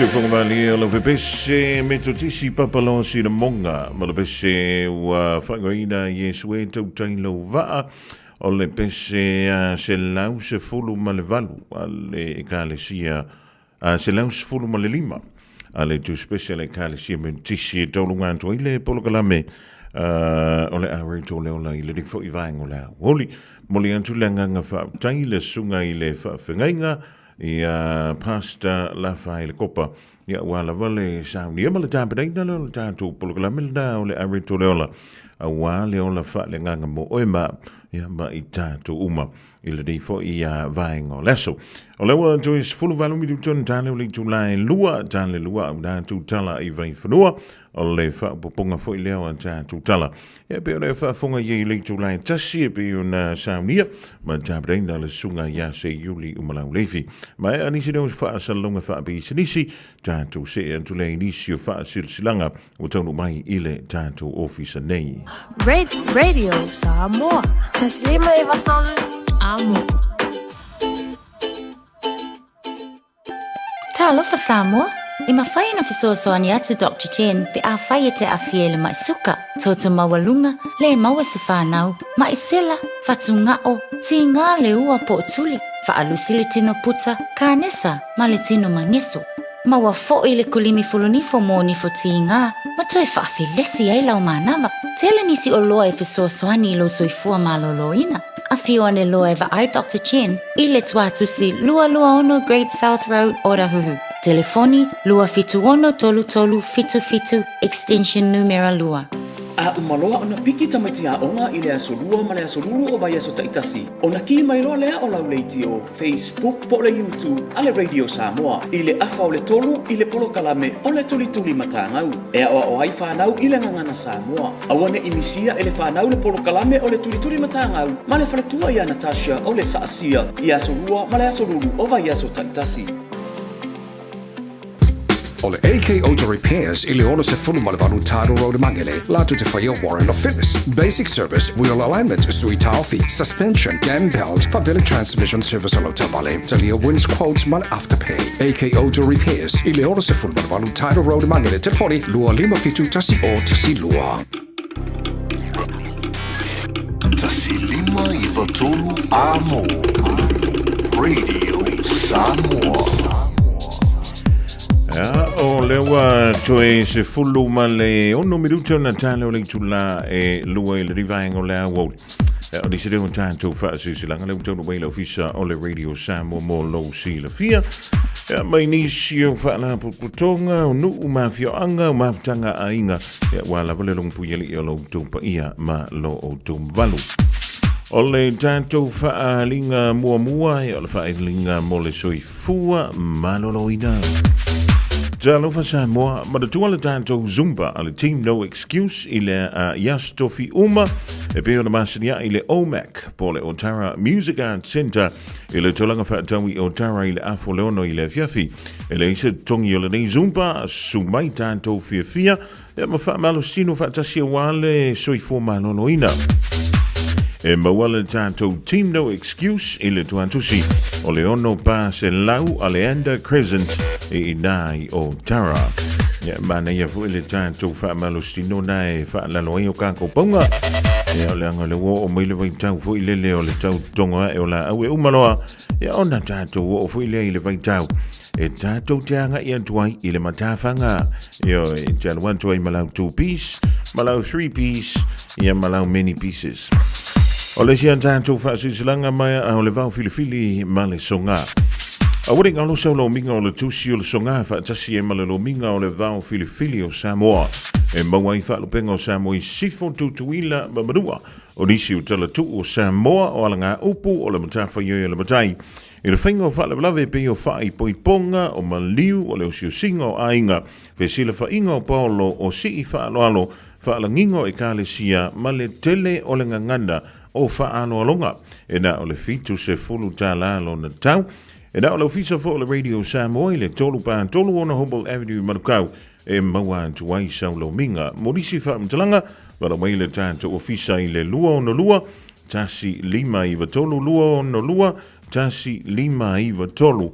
Ea pe tanga isa o lava ilunga o le tātou penga ta whailangi o le shopradiosamoa.co.nz shopradiosamoa.co.nz e whai mai ai ia sau oka.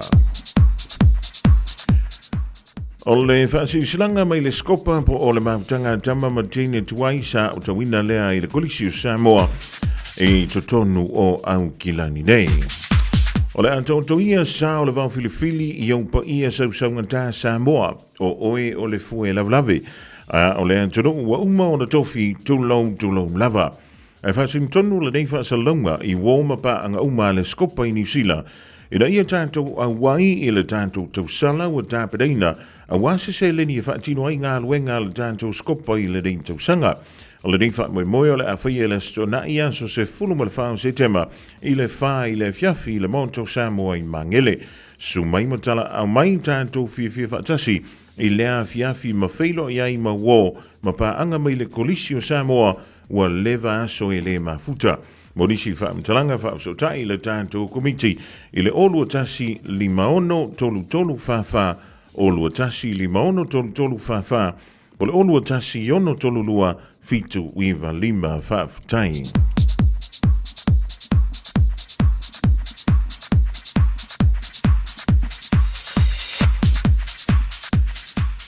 O le whaasilsilanga le dei mai le ainga sa le asi nu sa i sa sina.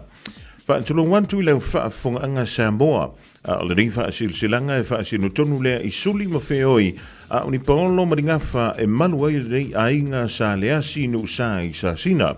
O le awhia le tātou lotu whaaftai le stona i nei aso se fulu ma le wha o se tema. I le nau whanga lea o le valu tolu i le valu lima Church Street i Onihanga i le tulai wha i le fiafi. Te talo antuai malanganga wha aloalo e awhifio mai. Tātou te mafusa whaatasi i le aso. Wha mole mana tua mai lau whainga taulanga ma sau plate ma a wale tātou wha malo sitino. Morisi wha mtalanga wha so tai mai. Pasta nuu lunga le asi seu mamtafa. I le olua tasi o lua i valua tasi lua vanu. Olua tasi o lua i valua tasi lua valu. Po le sunga ia le asi vitale whaatonu i le olua tasi lua wha lima wha ono no lua. Olua tasi lua wha lima wha ono no lua wha futai. O le mafutanga sale au mua i au kilani New Zealand nei. I le awa ma le wha alolo e wala au antuai i alo matama whanau uma a sale au mua o lo o lana mapapa au i au kilani nei. O le awhia le tātou whilo inga le strona nei a wale tātou i unga whono sa iai i le masina na se mawai atu nei. O le aso e whaiai le strona i aso sfulma le whao se tema i le intulai lua i le awauli i le no whanga leo le Te Puke Community Centre lua se fulu Newbury Street i Otara. Le tuanga le lei te yantuailo o tau soi fuamaleola i le aso uanta uailunga. Wha mole mana tua mai lau plate ma a wale tātou wha malo stino o le aoli. Ia pe a mai a le tātou whono. Tālu sanga atu foi e tau sisia le tātou taimi. Morisi wha mtalanga, wha sotai mai le olua tasi o valu wha lua o ono valu wha. Olua tasi o valu wha lua o ono valu wha. Po le olua o wha tasi tolu. Tasi fitu. Olua o Fantasi tolu, tasi fitu va toyolo senia ele la fono malama tanga sale a mua. Pa silanga mai le tumalo nga i fo maunga numero tolu e fiai fangai e sa sina le tui ma opo. Ele afio yo ainga sa tupua ainga sa mali toa male babalu il fal tolu. A fio ainga ma vainga ala tai la vitalenga pa o male fale lima o sa ese. E toi wha amaratuantu le tātou funtanga i le astona nei, a so se fuluma le whao se tema, i le Oats Club i o tahuhu i le tulai tolu i le awauli. Monisi wha mtalanga wha so tai pola tai whao se tima, i le olua tasi, ovalu tasi, lua lima lua o fitu. Olua tasi, ovalu tasi, lua lima lua o fitu. O leisi an tātou wha silanga le mafutanga a loto whanga yali panta. O le awhia le tātou whuntanga I le asa nei le aso sfuluma le 5 o September I le Julai tolu I le awhiawhi le no whanga masani ua mana o mia mai o tau e le pāle mia I se mata upu tāua. Whaaputaiolo o seinia e tau anu mo nisi whaamtalanga wala au le lua fituiva o lua tasiono. Lua fituiva o lua tasiono whaafitai. O le whaalinga mai le whioanga o matau tu I le whanga. E whaamata tuantu I le paia o le tātou nu o lo o a whio mā lala I au kila nei. Le tātou whilo inga le stona nei aso sfulma le whao September I le se fulu ma le tasi le tai au I le PIC Hall I Manukau. E whaatau nuu le mea tasi iai le tau whai swafa u soa lii ma sa le le a lii. A whai o oeo se matai sa li poilau nofo I matai untu o le malai o le toto sa whaamaruia iai lo tātou nuu ia whio mai ia awane ngalo a fia I siona vau. Mo nisi whaamtalanga whaafsotai le olua tasi, olua ono, fitu o iwa wha. Olua tasi, olua ono, fitu o iwa wha. Whaaftaiola o sainia e le taitei fono ia le malu sa eni male komiti. O le whaalinga mai le mautanga vai e sa whanta. I le anwa ma le whaaloan tele tawai e whaasilsila antua I le mautanga alo matama whanau o le nei nuu o vai e sa whanta e whaapea. O le awhai ala tātou mautanga e masani ai I le astona I nei aso sfulma le whao September I le tūlai tasi I le awoli I le no whanga masani I le lawa o lutui manga mau I le wha le Neri Place I Mangele. Talo antuai I lo o tōpa ia ia po le paia o le tātou no e a whio mai matala mai au tātou te mafuta mawhilo iai I lea aso pe auli antu I lea lofa ma leanga le lei o le tua.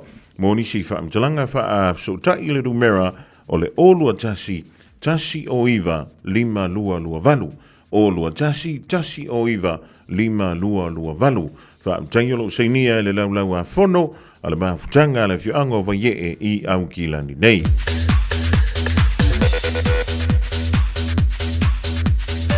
Whaalinga mo mantua uma o Masina Vaaia I Sutton Park School.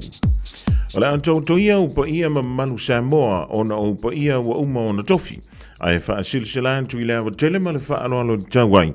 O le awhaia le tātou fono I le aso tofi aso fuluma le lua o September I le afa o le whai I le fiafi I le aonga. E tālo sanga antuai ma le loto ma walalo e mo o mialo awai ona e tāua tele le nei whono tanga. Whaamanuia le tua I whiaunga aluenga o le nei aso whaamtaiolo seinia le sunga ia misne mia ma le mamalu I whaia onga o le Masina Vaaia. O le whaasisilanga da mai le Masina Vaaia I Sutton Park School.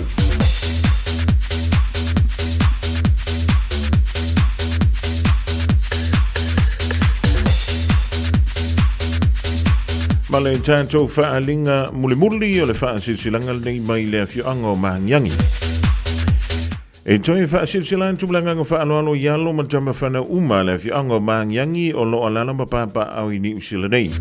O le antoi whaiala tātou whilo inga I le aso 25 o le Masina le nei o September o lo no winga ia o le vai aso a sau ia se intoi aru antu I tua I. Aso lua fulma le lua o September o le aso sa lea o lono winga ia o le aso lua fulma lua o le aso sa o le vai aso a sau I le Julai 5 I le fiafi e toi tala noa I nai ma wha mautu tāpedanga mo le wha moe ua tonu e wha tonu ina I le aso lua fulma le valu o September lua afe lua wha e whaia le whilo inga I le valu Our Street I Otahu I le Otahu Rugby Club Hall. E tāua telelo awai mai le nei whilo inga. Morisi whaamtalanga, whaafsotai mai le rumera. O le olua tasi lua o no tolu lua o. Olua tasi lua o no tolu lua o. Po le olua tasi lua valufitu o lua.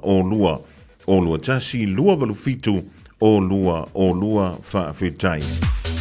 Ya, nisi nao tātou whaalinga leo tonu mai leo fisa o la tātou wala leo i le nei fo i teimi laso pa malulua tu fo i pēa whai wei isa ngana ua le sao ia po se swafa fo i ya ua le sao le leo na wha leo ina ya o le tau mawhai atu la waina ia manino le wha funga anga le tātou tunu ai a whai o nei te fia maua se numera wala o mai le tātou ofisa i le luono lua tasi lima iwa tolu luono lua tasi lima iwa tolu Toi fa minuto ntale o le Julai lua toi fa fonga I se fa poponga telefo I le taule lua beo da sauni le sunga ya se yuli umala uleif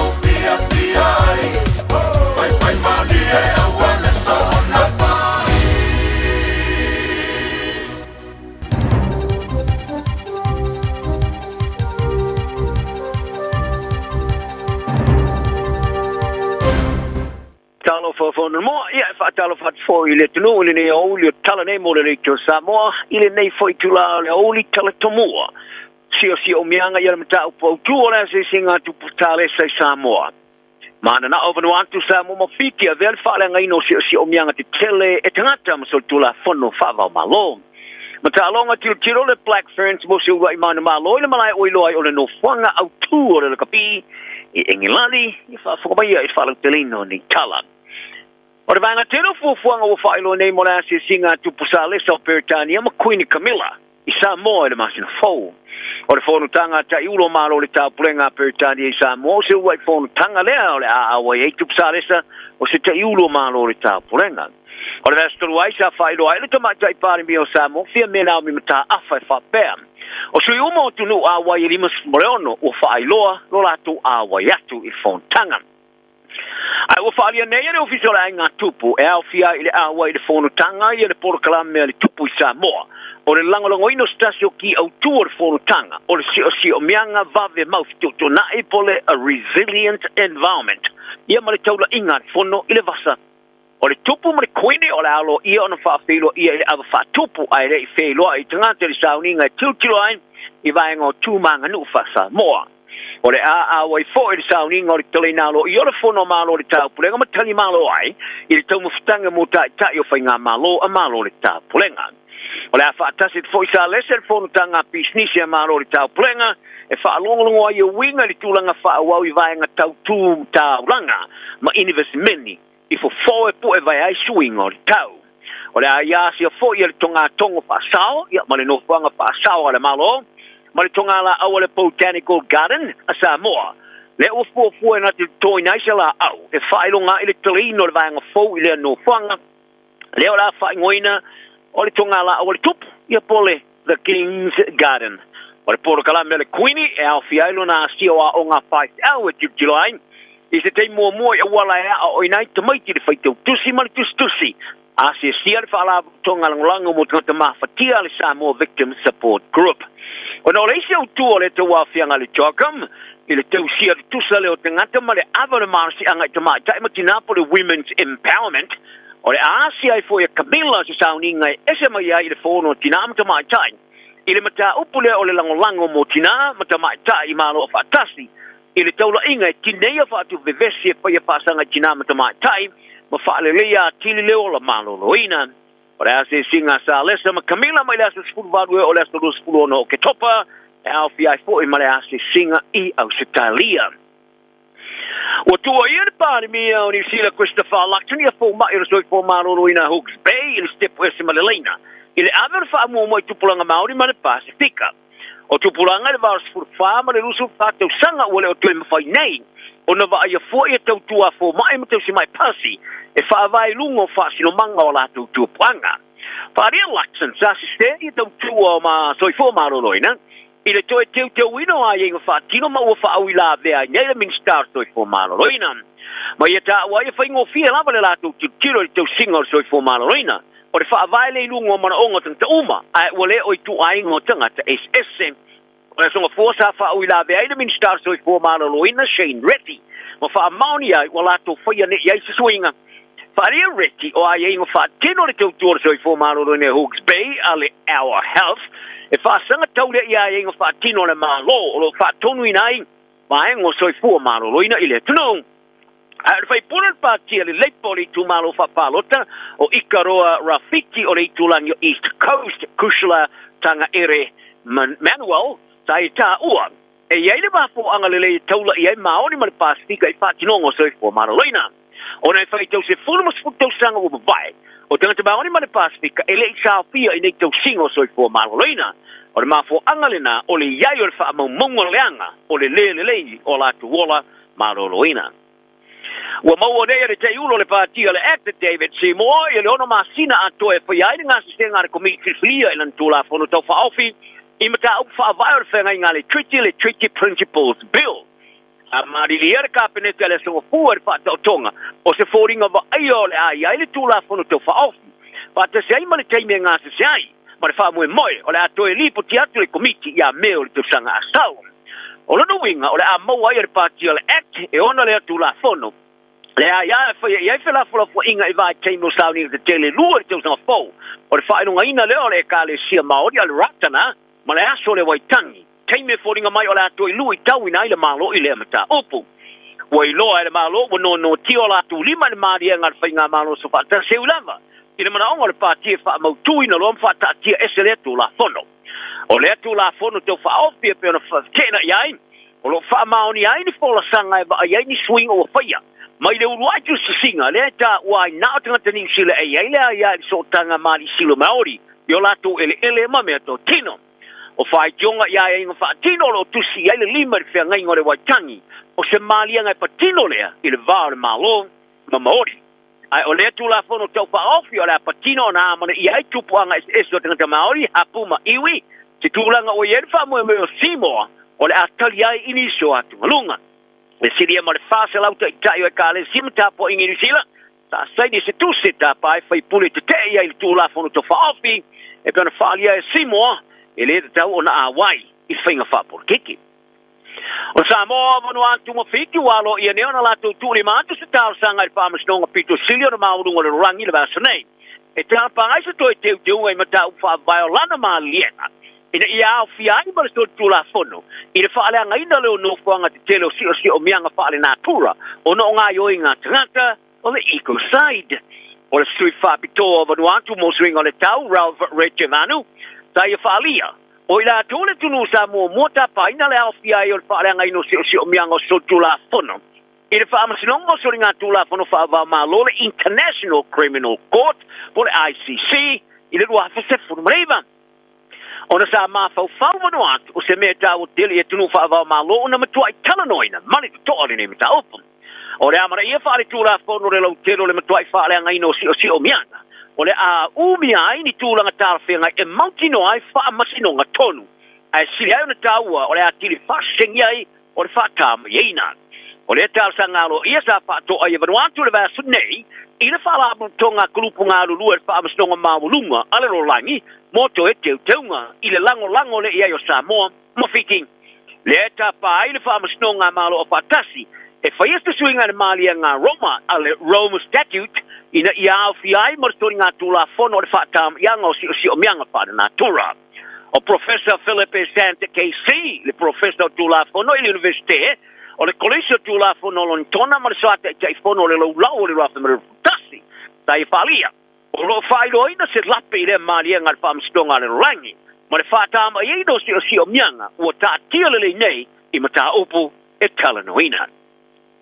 E taro ora o kapia tamai tai le Blackburn tani silo taula ile la tu tiro ile vai nei au ta pena mo sta winga mastasi o pilo silo na fata tule rosa mu muengilani ile malaya la ulo e tuiken hamilon tona ole talo ngai fire pa ngora vai nei o valo ina ole fa tu ina se mata ti ale to telo tanga to la fa tu muri ile malaya talo nga tamai tai ole awe luo lo fa tu ngai da pito mauru le rolangi le kapia tamai tai ole fa tu se ile malaya pito silo le tele le rolangi le se lau mo sumar fito sanga le matoa e ma sa no fa sino ia i o le no poanga o le kapi le o fiele tu sama le bounce pulua o tanga mata e fa tonu na ta alo mo le Black Ferns ma le Red Rose sile malai ma manu malo o mai ngelani ma le sei muri sa ta alo o le lua ma le lua o le to tele te ile o ni sile le ta alo lu mo se o mata sile ma le mas wafe le fa ingo tanga to valo ia nei o le fa tu muri ile malai Twickenham o se nga champini lei por rolangi de val Black Ferns ma le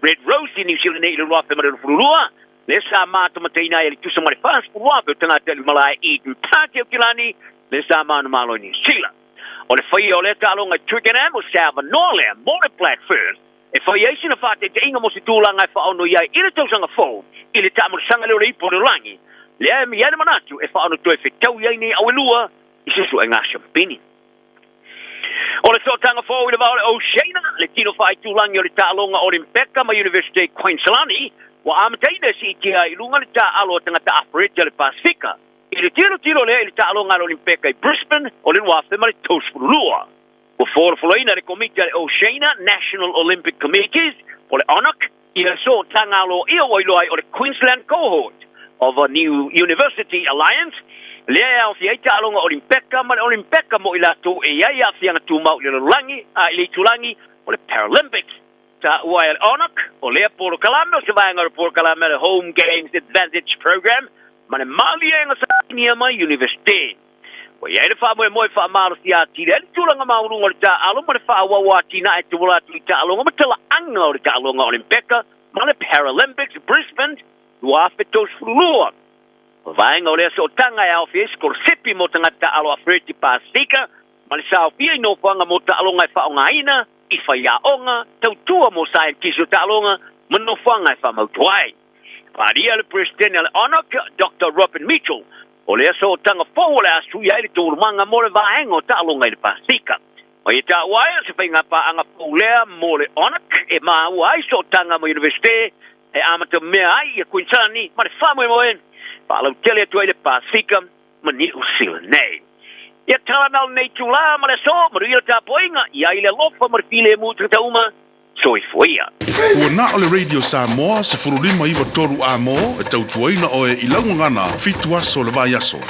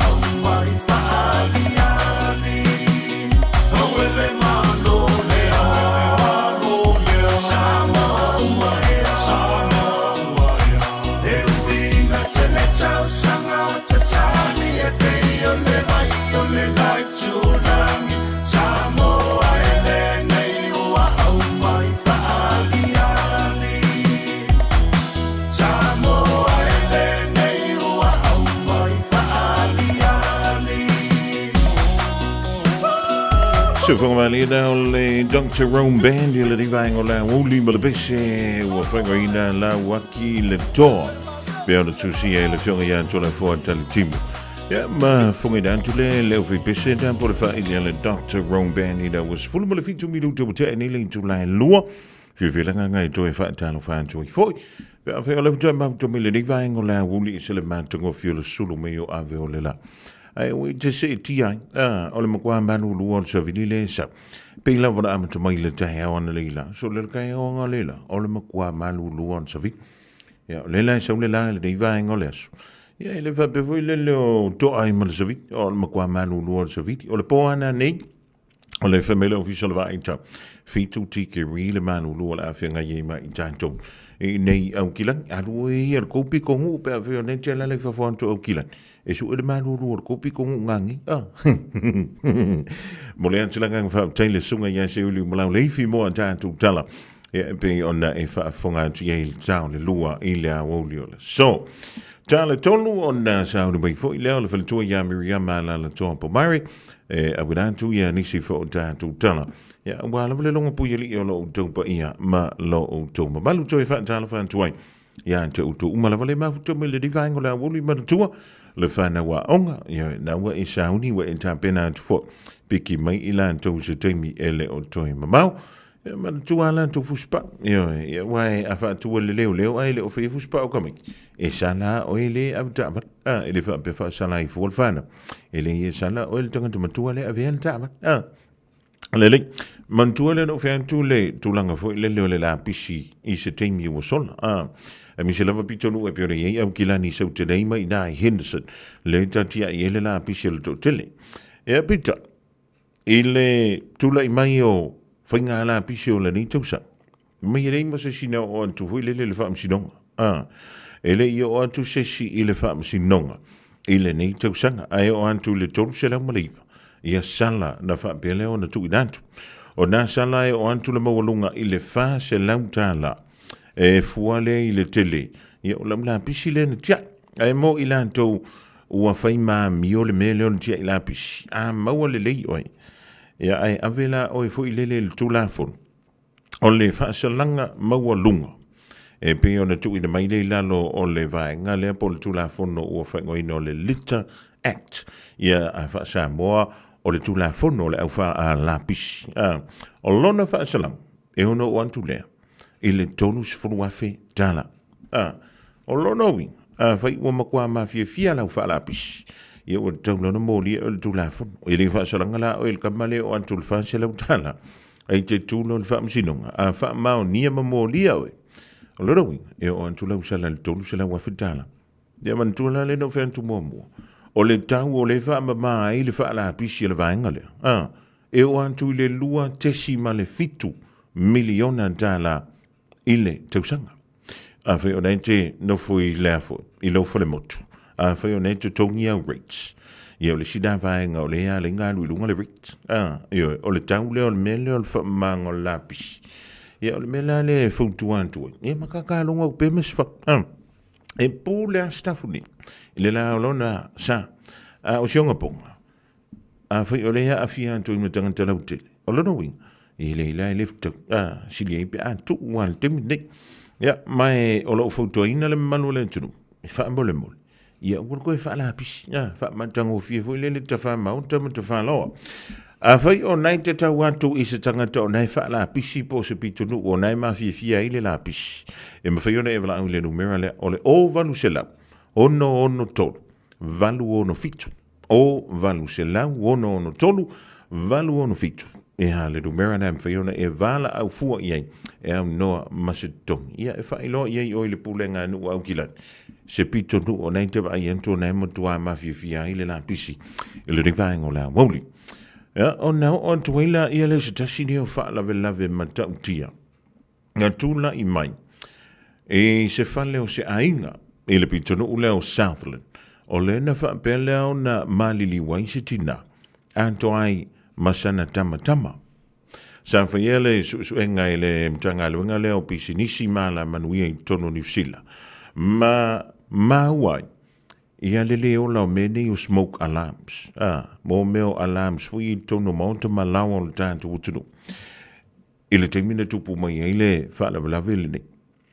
Ole tamaititi, se fulu ma le tasi o na tausanga, sa wha pele ana iai masi o na tina. Ile la whale ile te mina tupu mai eile pe whea. Ole wha matalanga le sa wai I, ole aso valu o le masina. O aifoi, o iulai. Sa wha pele o na mai ai le susu enga wha abto. Sa whaia lea e le mtanga luenga leo tine mu, ile tulanga ipi o na iai. Ia le wha antafuna ina o le whale, sa wha pele o nao mawail tina le masian tama le sfuluma le tasi tausanga le mātutua. A o le aso wha o le masino iulai, o le tausanga nei lava. Le aso tonua le na tupu mai iai le wha lawalawe mātu iale nei, ua whano ai soifua o le antina malana tama. Ile susu enga lai pe ona sa wha ngā solo. Whai mai, o loo masalo mia, na mafua le mū, ina ua wha apelea o na pipi iantu, ia se ie, o se ie, o lea e sang fufie le moenga, I le hita. O ina le na mafua I le mū, ma le mawhai ai, o na wha asau ina le soifua o le neitina, ia masi ana tamale se fulu, ma le tasi tausanga le matua. O leisi so enga sa whaia le o ofisa o fuimu, o loo mawai, e le aima se alam mo le whale, sa wha pelea o naula. O te loi tono nisi o maunta malau, nganga I mai a fui le leo le alam, e halanga I le alam, tu sa lava pele I se asu, ua lanta ina uma maa o le alam. O le la famile tu la fonu, a feo nei te ala le tono whale mautu tong, o le mata whaio ina o le tangata. Le no fo le whale mautu tong. O le sui o maa o lau alam. Ai le o le I mai loa. E alua kulo malau saru kuka ai le alam. Yo. O na malepe ai le o le alam. E le iloa mai e le ona. Ia po le agent. O le nawa le ola le alam. Ai a tupu lola se pefea. Faisa u kuka wa kaumua koe male umukuka. Le ima se alam e tatang. O le ala le meo le afai. O le ala u meo le afai. Pe a whai ele I le ala. Wa I le ala. E mauti noa e la longa mai e utua oi. E mauti noa e la longa mai istanga tau le tau ainga. Ai a wha ape le ise ala. Bolonga wing. Ua makua ke le le wha le ton. Ia mai ono ma u mawai le soifua. O le pōna tūla I mai eile mta ampule pe o na au wha soa antua. I le riva e ngau lea wauli. Ai o le wha amanatu fui lea mo tātu ainga I le riva I tau. O le lawa e malulu. E wuntan tu te whiele mea nganga I mai au le alam fui lele. O le manga o le alam me suima. Ai alu waku o e manau purumu ka sa o le alam malepe. I o le alam me whaipe a whai tupu misa pe whea I to tonu o lo maota I a po o lo lawa fo. I lalo le tula fono a New Zealand. O lo o wha pia mai e le wha matalanga. E wha malo sia me nei o alams. I to tonu o so o se fale mautatongi. Wha malo sia ia mene o alams. I to tonu o so se fale mautatongi. O lona wha tūlanga ina. Ia tolu mita. Ia le mamao le alam. Mai le whai tutoa. O le potumoe. So se potumoe lawa i tonu o lau whale. E ta tauna tolu mita le vao le alam. Male potumoe. E wha pena fo ila pe a whai. O se fale fo ngā whale lua. Pe fo ngā whale fia. O le whai mai, e ta tau o na iaise alam e lanta lata. I se potu e mawhai ona tau whape mo I stangata. Ia ona o mea la whape. Wa a tupu mai le whape. A o na tātou moi. Ka ilo ia e malau moi. A wau moi. Se I vanga ngā wa uwha aronga uwhelele wa makua pāpāngi whai kiri ma e mauwila. Pea ka le la vanga. Ia fukua ka ke I reilu. A le telo le tengi. A na tātou moi. E makua e leilo a le mera e kupu. Pe te mana vaina le asu I to tonu o le whale. E makua e le iloa le mea e tupu. O le mantawha I oila ngā le mea leo le alam. E kango fo le whaake I o I runga. Pe a whai wa makua tumu le asu. I to tonu o lo maunta po lo la. Ia, na o se tātā longo lava ma se whak. Ai pule a stafu nei. I le la o lona sa. Ai silsilani tonu o lo maunta po lo la. Po lo whale mautong. Po o iai se alam. Po o ola le alam, ia pele ai fongi ka ko alam so ye. Ia penga e ka inga fo I Penga e kanga fo se pulumu le alam nguki di. Wa te tau na fai e se fuafuanga. Ina ne i te. Ea ua fai se afo. Ia ua tupu se pefe. Ia koe vevisi leo tatu. E nga pauanga le mea renga i mele alam. Ea langa i le alam. O lala umarama. Ele va pea. Wa langa i le alam. O la ua i se mu. Ele i se me va pea nga okup. Se i vangana. Ia nga wela ku kafura ua fi kongo na fat. Ia pe ua fa laifo in iau fua momang iau bacon and egg. Ia maru waku le nga asu wan waku i ole mele i ele ana. So kia fufu kai ia. Se no kausa mi bacon. Na o sina fa manatu. Tati antu yo o taf. E man tuale whane wa o ngai piki mai lan tau stimula o tuama. Tasilima i watolu amo. Radio Samoa.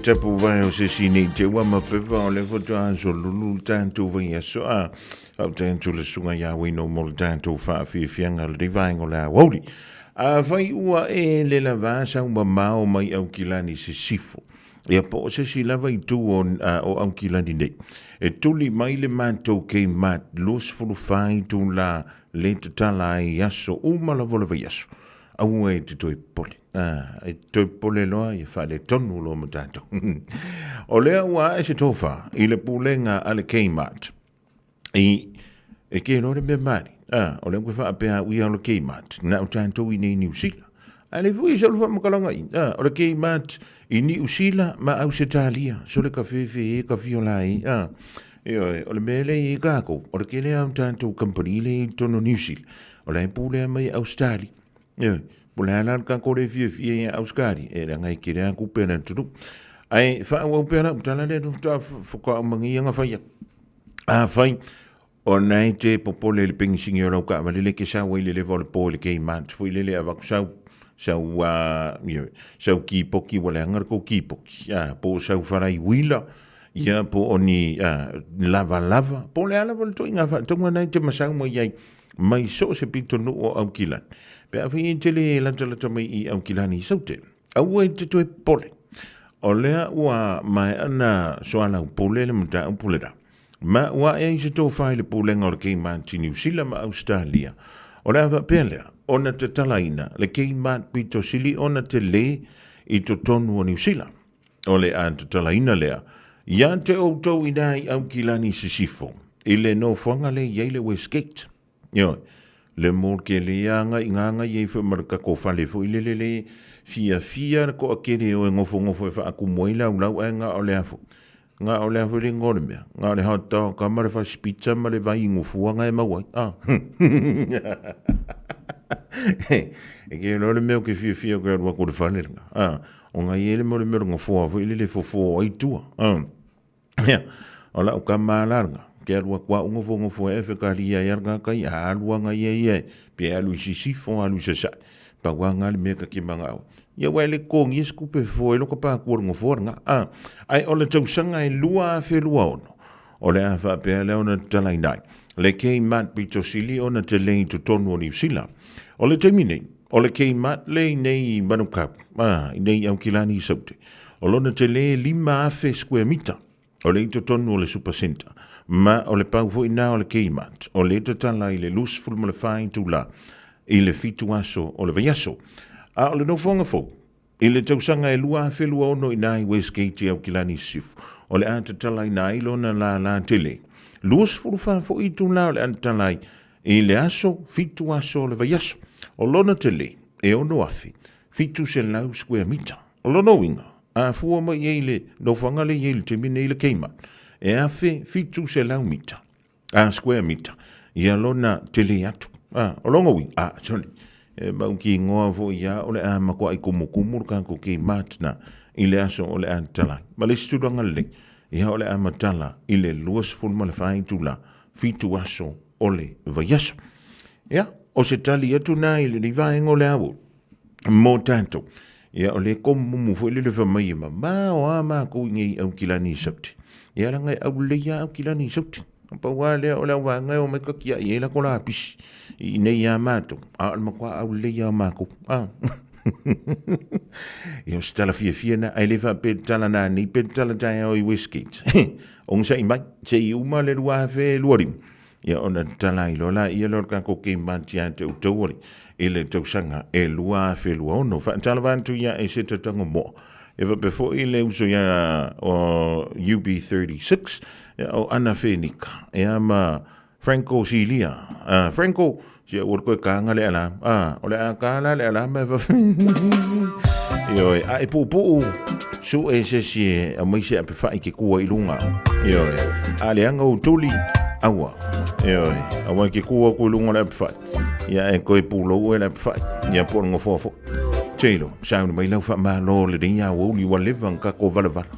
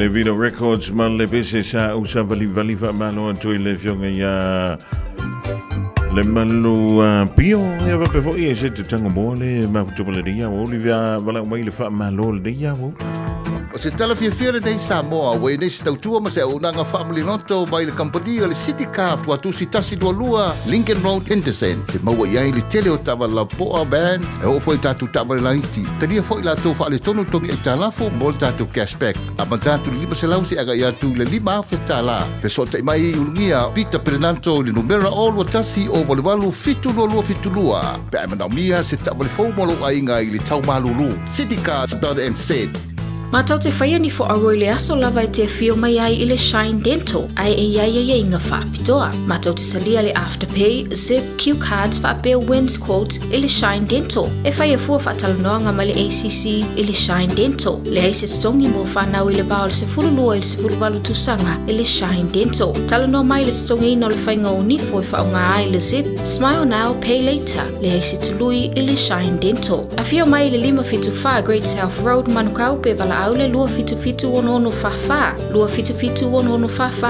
mo le Shine Dental. Mātou te fia e whaelo atu ua te tala ina nei le Sandbell Buffet. Mō tau maftanga i le auli ma le fiafi. Mai le aso lua e o i le aso tonai. Lantu mai le sfurtasi o i le itulai lua. Dina mai le afo le 5 o i na tāpuni. O le awha amalia ina lo fina ngalo le mātango fia ma le lelei o le tau maftanga. O saunia mo oe. Susu mai le Iva Atkinson Avenue i Otahuhu. Whaaso tai neso avanoa. Lua lima iwa, whawha o. Lua lima iwa, whawha o. O lua fitu, lua o ono iwa o lua tasi. O lua fitu, lua o ono iwa o lua tasi.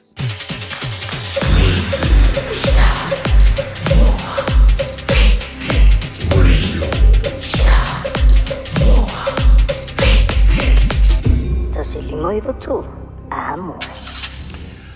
Nou en tala tulena mo ele rivango la uli tolo fitu tasi lima i tolo o liva fu ya soka ko vala o mai oi mano le galo mano le fei vai le rifo ya sulu mantungo fi mai ave le lai manu ko nei tala van tul to mai solomon le asi le ma to mai Brisbane ya tele lo pos tonga fala po le pos ko nga fa inga ngaluel to ina le vainta Queenie Savelio malainga malo le fei malo le tawa talofa malo le soifua tai mali le ai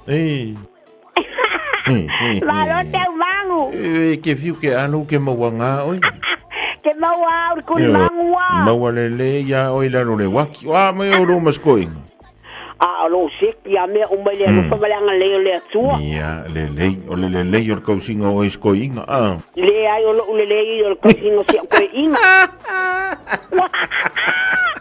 Oi café lau i lau ata ese manga ia pe anga mo ia se vai lo finga ngalo mako ai yuria ia fa kai se mangu bolo wa vangoa ai me se lava oi fonga mua le ngei foi kula o le aso lo fai ai lo kiuke ia fa malo akur ka kwa ku se mangu Francis Joane ia fa peona o fa malo atu ia fa umui kausala a fa masana fa pea ma me fa lo polu ia fa malo anga lue fa malo foi se kamale o se mangu Mikaele ia ma le fionga le au Pepe Joane malfatua ia sala ai mai se foi le au Pepe Howard fa peona o fa malo atu o mai ai la tau ai mai se tau masina o le mato mastanga i o tara ia o le au fa malo umatu ate o tau le anga ko kele oko ia ai fiu foi fa la o ko nga ko ka mai foi le se mangu ia ke wa umi ia fa malo pia se alo fangi ale nga kai le fa malo so se nga ku le fanga so se nga ngai fo sa pa ko fa se la pa mangu ia fa malo nga e va ku nge ai trau matai mali nei oneanga ia malo se man fa dai la mo lo wa malo alo fa tu mo lua ma sto ino i tawali pe ia o ko ma alo lak alo jelen talovo alo fa lau Karainga. Oa e maua le pinga si di varngia o li le agua mai. Ia le lava fa ngong wa foi mai ai ulia kulau o kalame fonga mo vai mo pa dai ya o mai o lo mo fanau o leva ho ka ku le ko ma ku le ko kipi ka ko por kalame o le ko is ka ko kalame ole tele na bona su ya inga yan tau fa ya tu ya o le wa mo singa masele ka ki felo ye fa ka ya fai ya swale ri ya le ya ma wala mo fa ka mo lo wa ngo iol fa maloa el fa nga o fe nga mga ruanga ngi aso ide fionga ya ngaru pa pe fo ide e fionga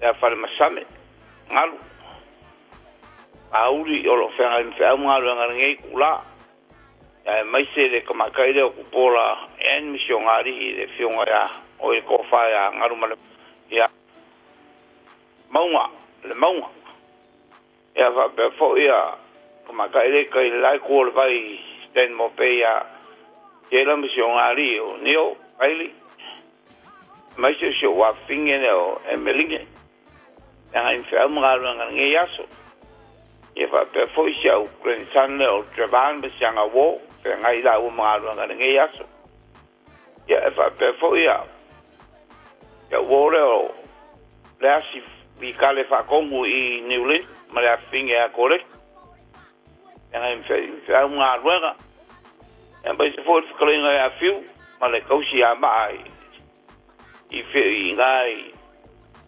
Elston ya em fe uma ruega nge aso ya ai bai se for yo wa nga umalava makama in vikako se kauma au kirangi ya la ko kisi de fia ho le ko inga ya la aka lawa ya wa le maria mai peri le umore pa vitai ai fa kai mol ka ko ma kanga ngia so fa muere ko el kiuke au dai au ya alo o man kuau fala alo tilan tu mo lo mo le tausia mo le no fualo yo o le poli o le men voilà eu fa kasia mo le mai o ji foi que me ku fa kasia con le mai jangan wak fa kasia la ja lees dan tu voilà talover talover man o talover maar me le lenga fa tu malo lo malo Stai man elevata telefono ya o fo malo o fa mau ngai ela ngai venga ya Mrs Burns Papitai na usua se umanu ia ora va famalo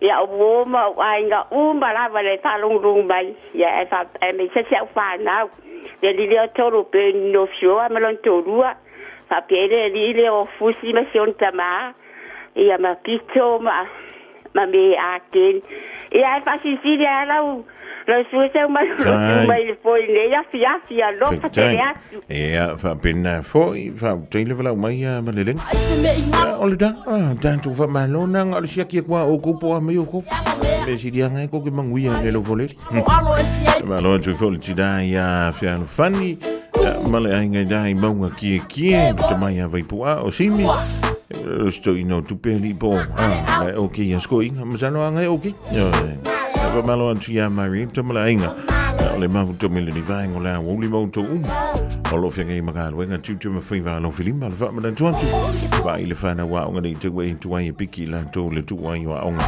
ile nei fo ya wo li join se fulu mi lu ton ta le tu la e tolu ya ta fulu tolu am dan tu tala I vai fanua ile ri ya wo o le timini I America o lo fa pele na fai ile fi da wa ile va le o le sa ave mo ma presidente America to sanga o mavaile li o Donald Trump. Ja, ma le sui presidente le timiding. Le tomata ya Kamala Harris. Ja, o le fa fi dangale ma sanu le fai team.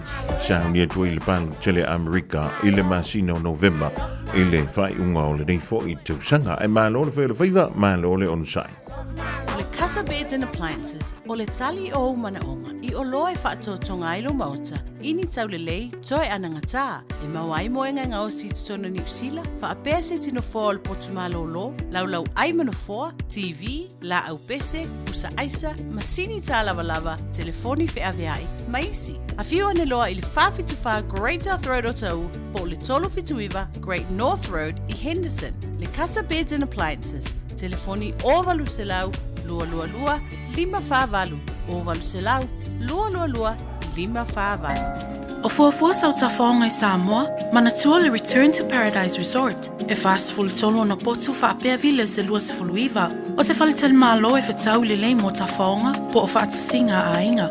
Whai eilo wasu tele le whalisa o tapena ina mo le lua wha moe. E o atu le whase lau tangata wala au lia talia. Return to Paradise na filifilia le toa Samoa e whai malolo ai. Langolango le whalitele malo e umia mga lulue ai tangata Samoa. Tanga iane le returntoparadiseresort.com pe wala au lua lo ofisa malanga. Ele ai se totongi o au nanga a le mapumaya mo ainga e mo omia le fisosoani. I au nanga a le soifua maloloina ma fale e nonofo ai. E mawhai o na whaafsotai e le mapumaya ia au nanga. E fisosoani foi le mapumaya pe a mo omia se whaamama a venga. I tau mafa mo taimi whaingata. Ma whaalave whaafua sei pe a mo omia. Whaafisotai loa le mapumaya I le telefoni o valuselau. Lua tasi, lua lua. Mai le afa le valu le tai au I le lima I le afiafi. Radio Samoa Tasi lima I watolu Amo Radio Samoa Tasi lima I watolu Amo Vanu minuto tale o le Julai tolu mo I lanto molo whengai mga luenga tutu ma whaiva le pikino le whana wa onga Ia le whantu ainga tus tono New Zealand man turu e malo ia tole au solo e malo foi le on sai tutu mga luenga e pei ona whianga iai. Ia e tanti le vaenga lei o le behind ia tanto le solua ni ia lanto. Ia lousa I lo ua whanga I lo a inga manai o matua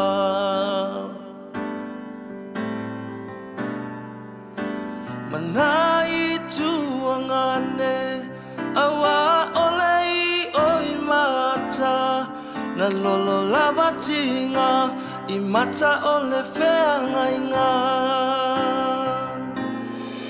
E pola pola fatuati le matinga A o tala mea faso loi papa sao seunga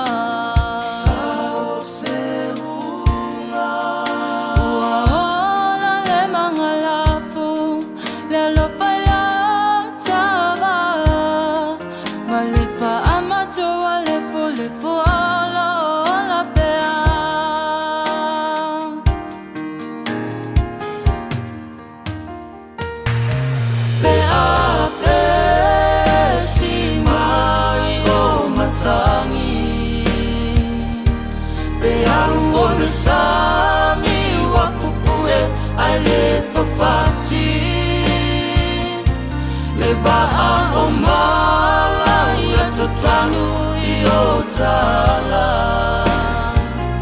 Wa malia le alofa Wa masofa o urangona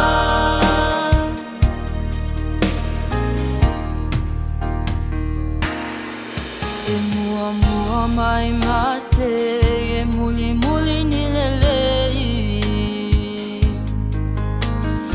Tala le lalolangi o ayo le matangi Se ala ilo lava o le lava o te mawhana Ai lava se iwi o uiwi o le aloli Tuli sota ua ai ne I tutu I tangi sia I le po masauti o le po ngai Se a e o tau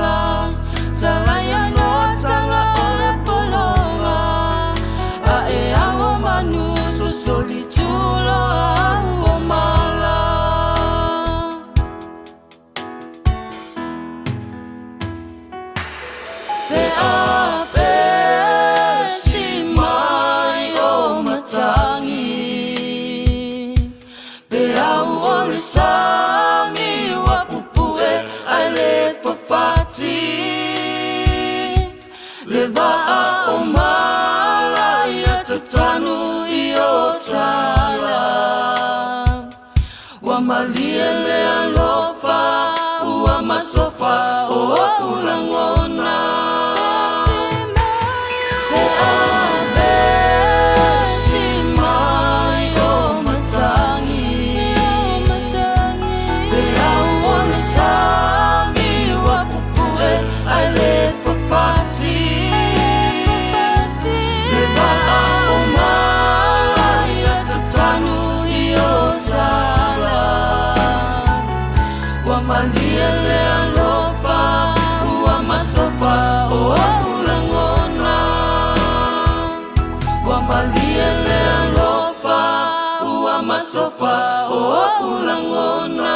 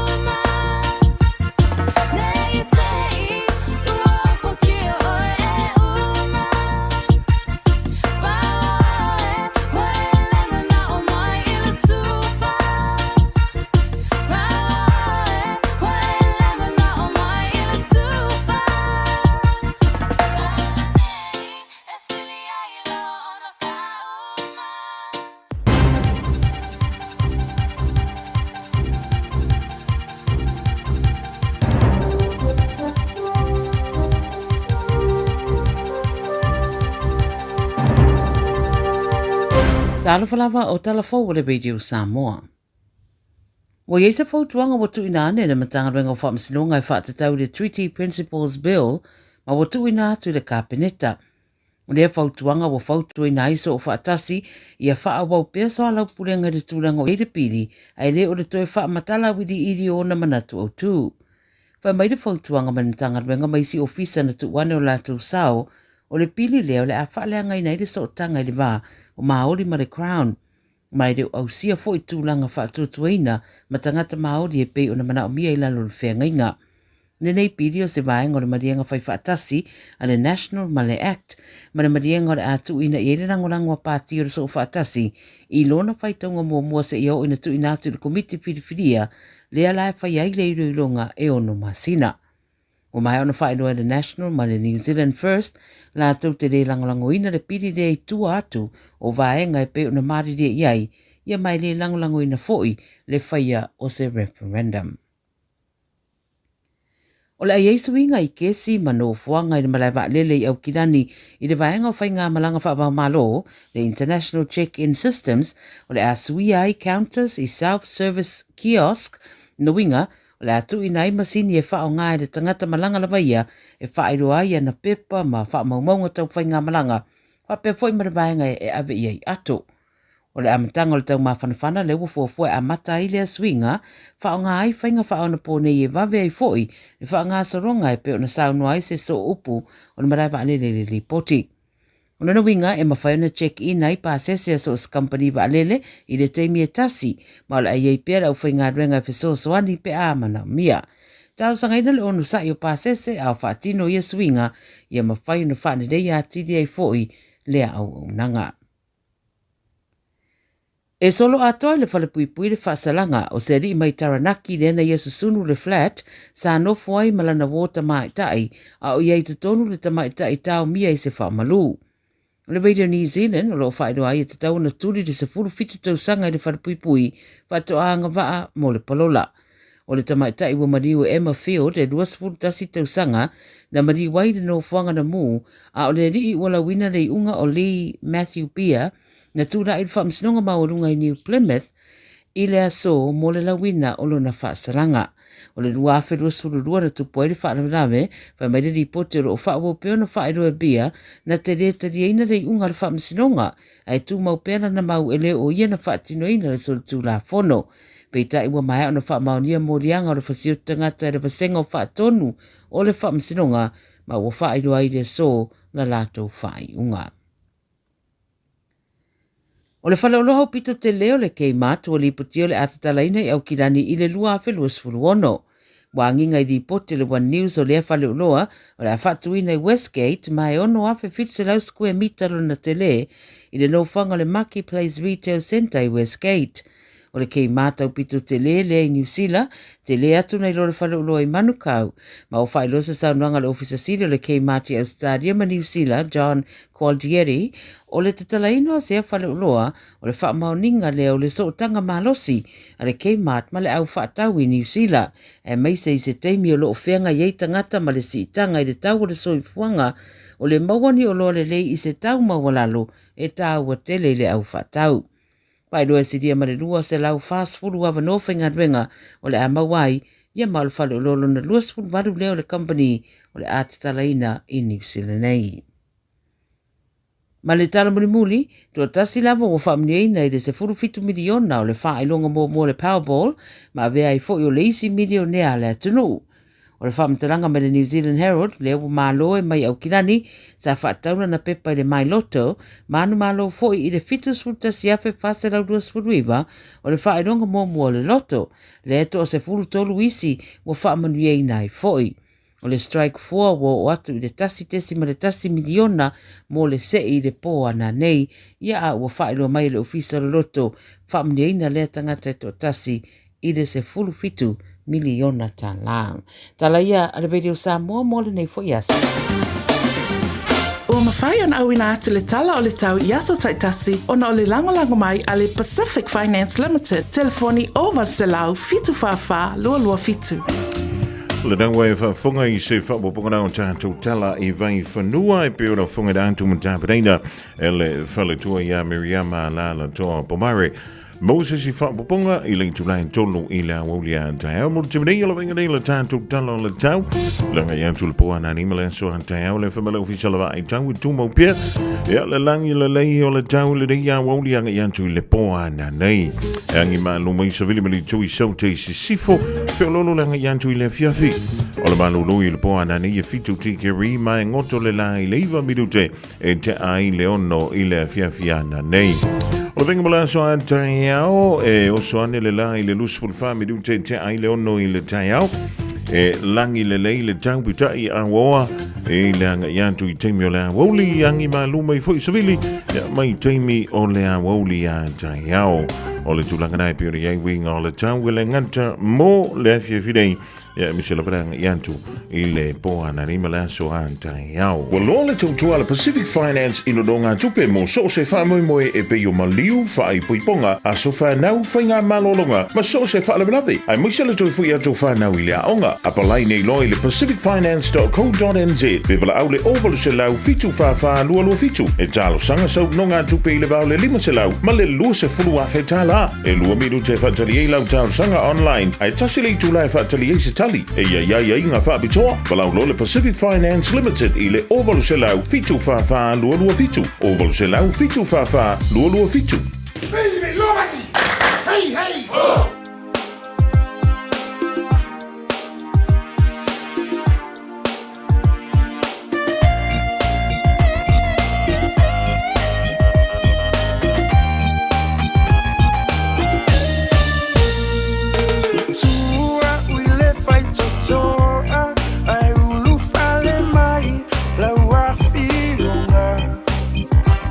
Fa ate i ala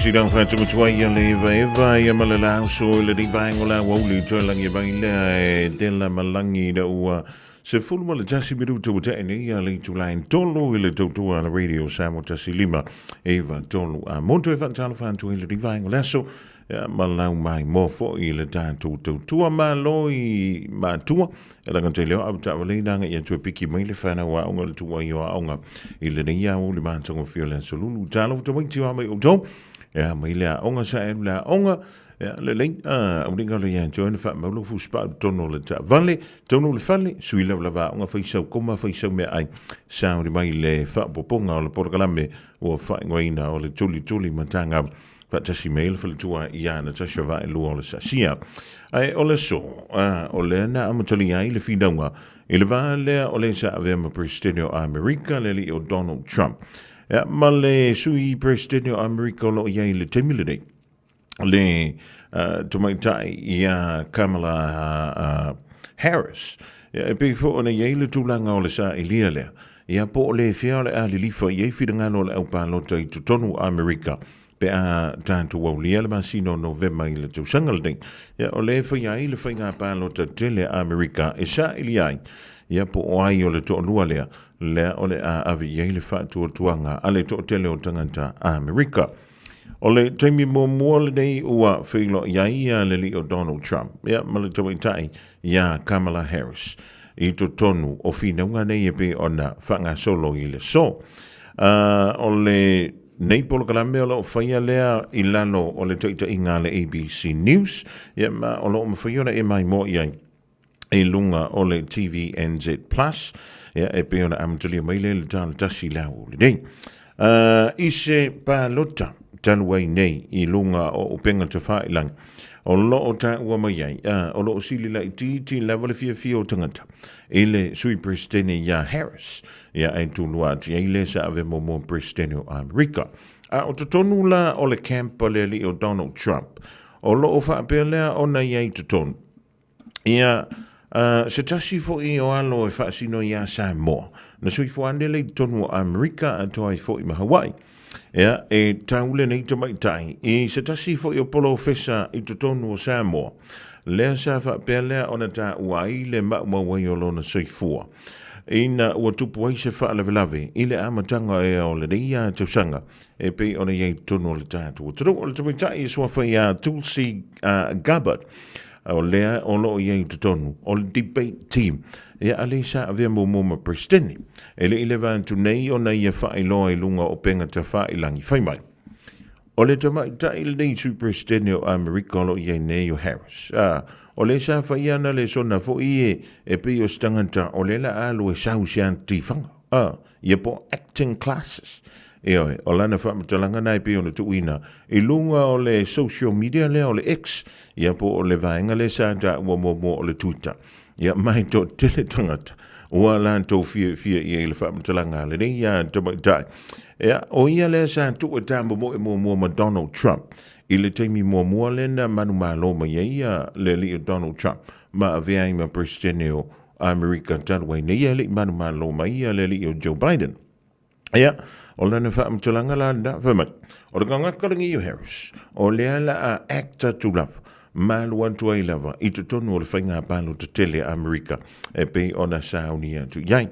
Ia, mai o le simafu angoan acting classes. Ina ia manumalo ai debate. Po le whawhinanga le ala te whaia le teimine. I le vao Harris, malele i o Trump. E te maua whamtalanga nai lunga. O le Twitter, ia po le X-Foy. Ia awalo si la fia. I le ringvaenga o le awoti. Ai ese fule mali.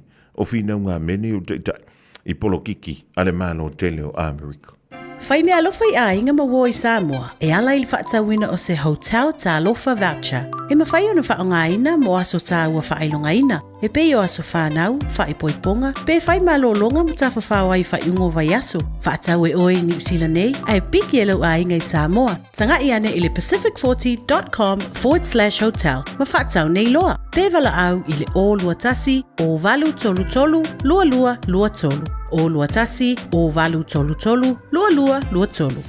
Ua te tala le la fou o le Deals Direct i le aso tofi aso lua se fulu iwo o kuso i le tua tusi limas fulu Love Grove Crescent i o Tara. E te mawai o loa mo loma o ta pei o mea fale, umukuka, ka peta, mea whaingaluenga, maisi telo o loa. Vala au loa le Deals Direct i le lua tasi wha iwa fitu o. Lua tasi wha iwa fitu o. Te tala fitu aso mai le iwa le taiao i le fitu la fiafi i le limas fulu Love Grove Crescent i o Tara.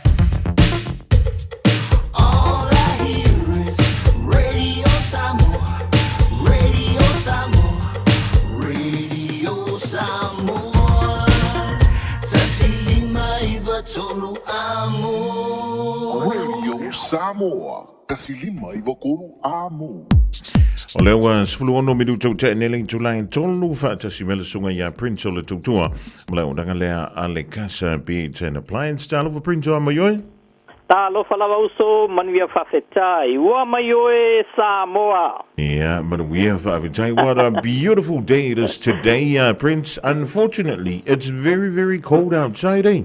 No, brother. In Otahu, when you come outside, it's very malulu.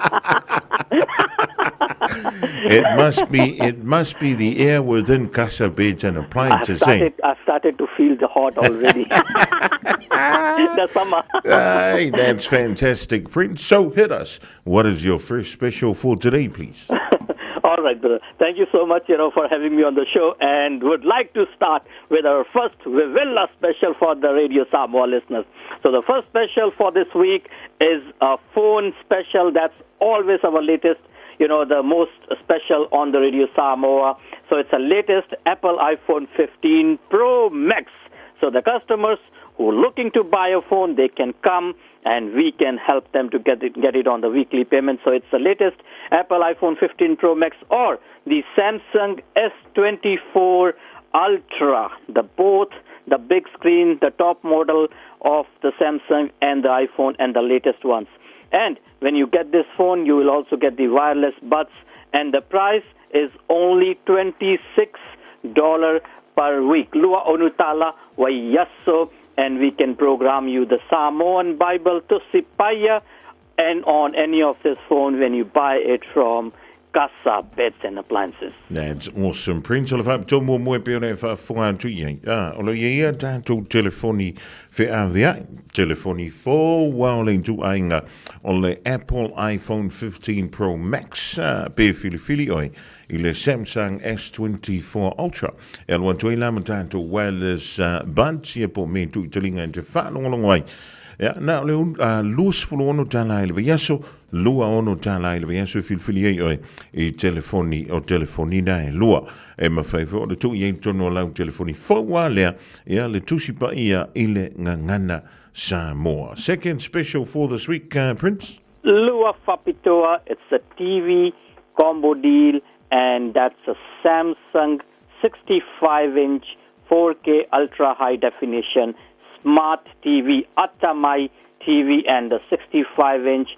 So the picture quality is 4K and a big screen. It's Samsung. Plus, it comes with the Sony Soundbar Home Theater Cinema. So it's a combo deal with the TV and the Soundbar Home Cinema Theater, so you can enjoy the real sound of your videos which you are watching, and you can also watch the live programs from Samoa through the internet on the big screen TV. So we can show you all of them how that will work, and you can also watch the Facebook, Netflix, and you can browse the internet. And also you can listen to the Radio Samoa 1593 on the TV. That's right. When the price is only $26 per week for this combo deal together. Man, that's fantastic. Prince Oliver Jolo Nalua e be on a Yale Tanto TV combo.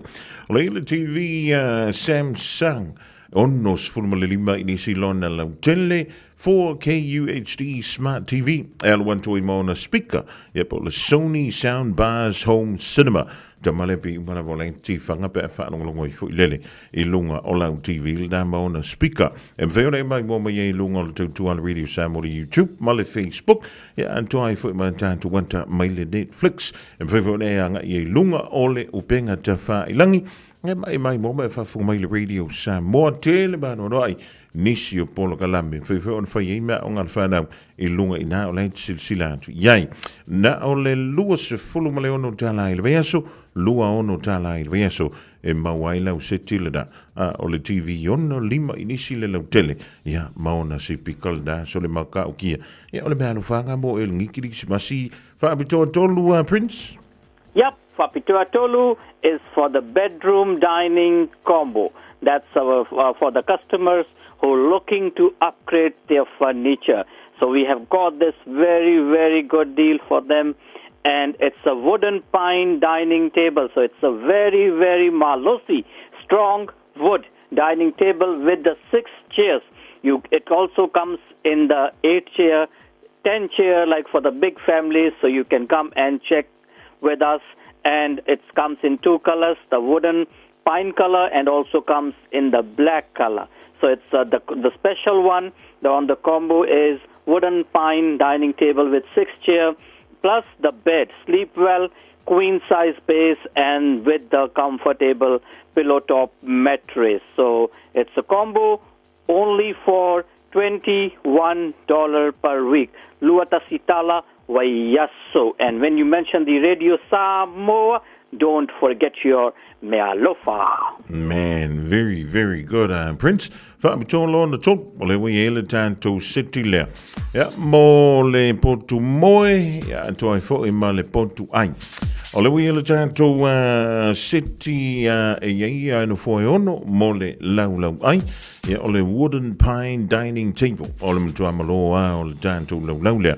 And want to mona no foi ono anto aila male sleep well queen size base ya po vai fo ile le moinga anto ai foi ya malona fa malu ona me uma ile da ole lu se fulu male tasi tala ile verso lu tasi tala ile verso e te maua uma ila u seti no fo na male lau ai ya anto aila malo moinga na queen size bed ya antoa I malona fa malu lua tasi tala le vayaso le tama sani lua lima tala ile vayaso mawala me alo fa ya Prince ya pa fa ilo ye le fa fonga le Radio Samoa le ya fa salonga. Last but not the least, Prince. Yes, so that's the lawn suite package deal, and we have got so much variety now in the lawn suites, So I would say to our customers, please come and check it out. But I can't, mention so many things on the Radio Samoa. So the special, we are having the one special for the lawn suite we are having for the Radio Samoa listeners. That's a leather, black, brown color recliner lawn suite. So this is like our common hot selling product, with among all the customers. So it's a leather, black, brown, and it also comes in the fabric. So it's a recliner lawn suite. It's a Nofatolu, Nofatasi 5-seater recliner lawn suite, and it comes with a wooden or glass coffee table. The price is only $26 per week, and when you mention Radio Samoa, you get the mealofa too. Fantastic. Where can the people come and find you, and how can they get a hold of you, Prince? Of course, brother. So just a reminder that we also do social welfare, work and income, quote on the household items, and our stores in Otahuhu, it's Fa Fikufa, Great South Road, Otahuhu, near KFC, Kentucky in Otahu. You can park your car there, and we are on the corner. And in Henderson, it's 379 Great North Road, Henderson, which is across to the BNZ Bank. And you can park your car at the back of the store. Opening timing is Monday to Friday, 9 to 5:30 p.m. And on Saturday, it's 10 to 4 p.m. And the contact details, it's a toll-free number, Owasilau Lua Lima Fa Valu 0800 222 548. And for Otahu, you can press 1. And for Henderson store, you can press 2. And you can also find us on our Facebook pages, which is Casa Beds and Appliances Otahuhu, Male Casa Beds and Appliances Henderson. That's right, Prince. I'll wrap it up for you in Samoa. Have a good afternoon. Catch you again very, very soon. Thank you so much, Yusuf. Fafetai tele lavato faso ifua Samoa sekia Samoa. Yeah, so if we am Maria Lasua Prince Ola Totomala Dangana Alakasa Beds and Appliances I nai o te huhu. Ia matanto I nai Henderson e pio le whaafonga tia. Le ni vaenga o le woli whaapatolo na whaole i le tanto seti no foa o le potumalo lo. O le tuainga le leather lanu liuli ma le lanu ena black and brown. E o le tamalea e mwhina whaanonoa I luma fo I o au. A kinkinga ka po vai ma mautuli. Ya o ngala ya el seti no foa le on no foa to tanga o fie. Mano foa singles e lua ia po no foa te tasi. Kasi e ave margo inga kasi ave malo maku. E anu atu e lamala coffee table. Yo, na o le luas fulu ono tala. E te mawai le tanto setina. O le no foa e tolu tangata o fie. Mano foa te tasi o le to ina malelo matua. Ya, foi mai. Tau yene fa fonga radio sam e mo wanto e malau mealo fa fa to tonu mkau ki a fione I le fa fitu fa Great South Road I oto am te fa tonu la vola KFC ya ole tolu fitu iwa Great North Road I Henderson te tala mai le iwa I le afo lima I le fiafia songa fua I le aso for Rayleigh ya ole tau se fuluanga I le fa I le fiafia le aso na o valu se lau lua lima fa valu ya le numera na e te maua I le tautua male au nanga na ale casa beans and appliances. Ole tanto te milo se maliantu ua lua se folo male fitu minute ya o te ainei ale tulai tonu te lo ya na wa tonu malava mantu e piki le fana wa onga ile tu wa onga ile dei fo ya woli lo toa le fana ya anto ai fo I manisi na tonu wantu o tanto ainga ya malola va ya to matua ya le ono so I fo ya onga le fana le pikino ilanto le fo taimi ole hawoli 24 hours a day, 7 days a week. Radio Samoa streaming live on www.radiosamoa.co.nz.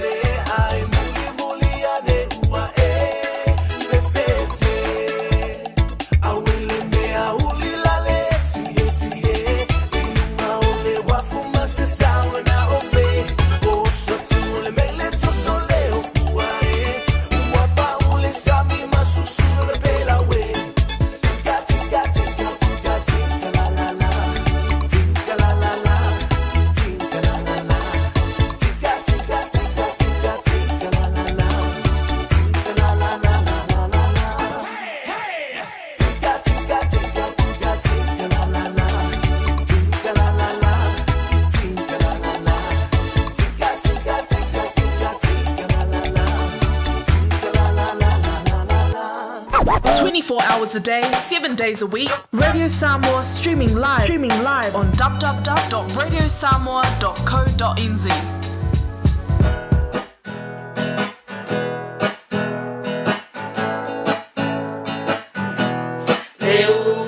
Sinana tuli matangau Paapea lawa ita ole whanau Ole atu yo umatua Tuli ita ile aonga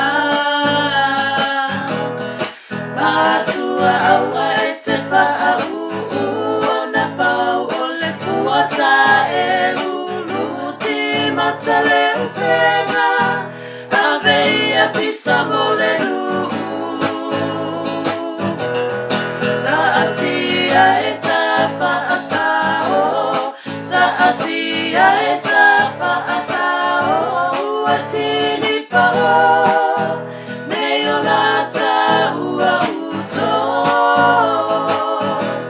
Seilolongo peale fuambale pao Fatalo fatile nei tula o le awa uli Samuel au fafonga anga Fia lava fo se tu ke lopelo e maua mai ai le nei fa sala launga ia fa talo fa tu male nganga fia tultuli mata ngau mo o tau malava ia fa pitso lo fa talo fa ya onga I tene matama malava o le tulituli mata ngau ile nei taimi o le awa uli talo fa tene matama tali tonu lava fa ya onga o lo manuia o tau malava ile nei yaso ia a fai fo le nai sama mai nisi le fale ia talo sia o le nai sa to malo lo le lei ia ai le o le mamai fo imale a o nga ai ula va vale ati le fale ia taton na fa ya o nga o le na lo so lo nga le lei tato e mana tu fo iteni matama o tato polo kalame e a matsa lava fo itato ile tatalo io le fasinonga lava le na tato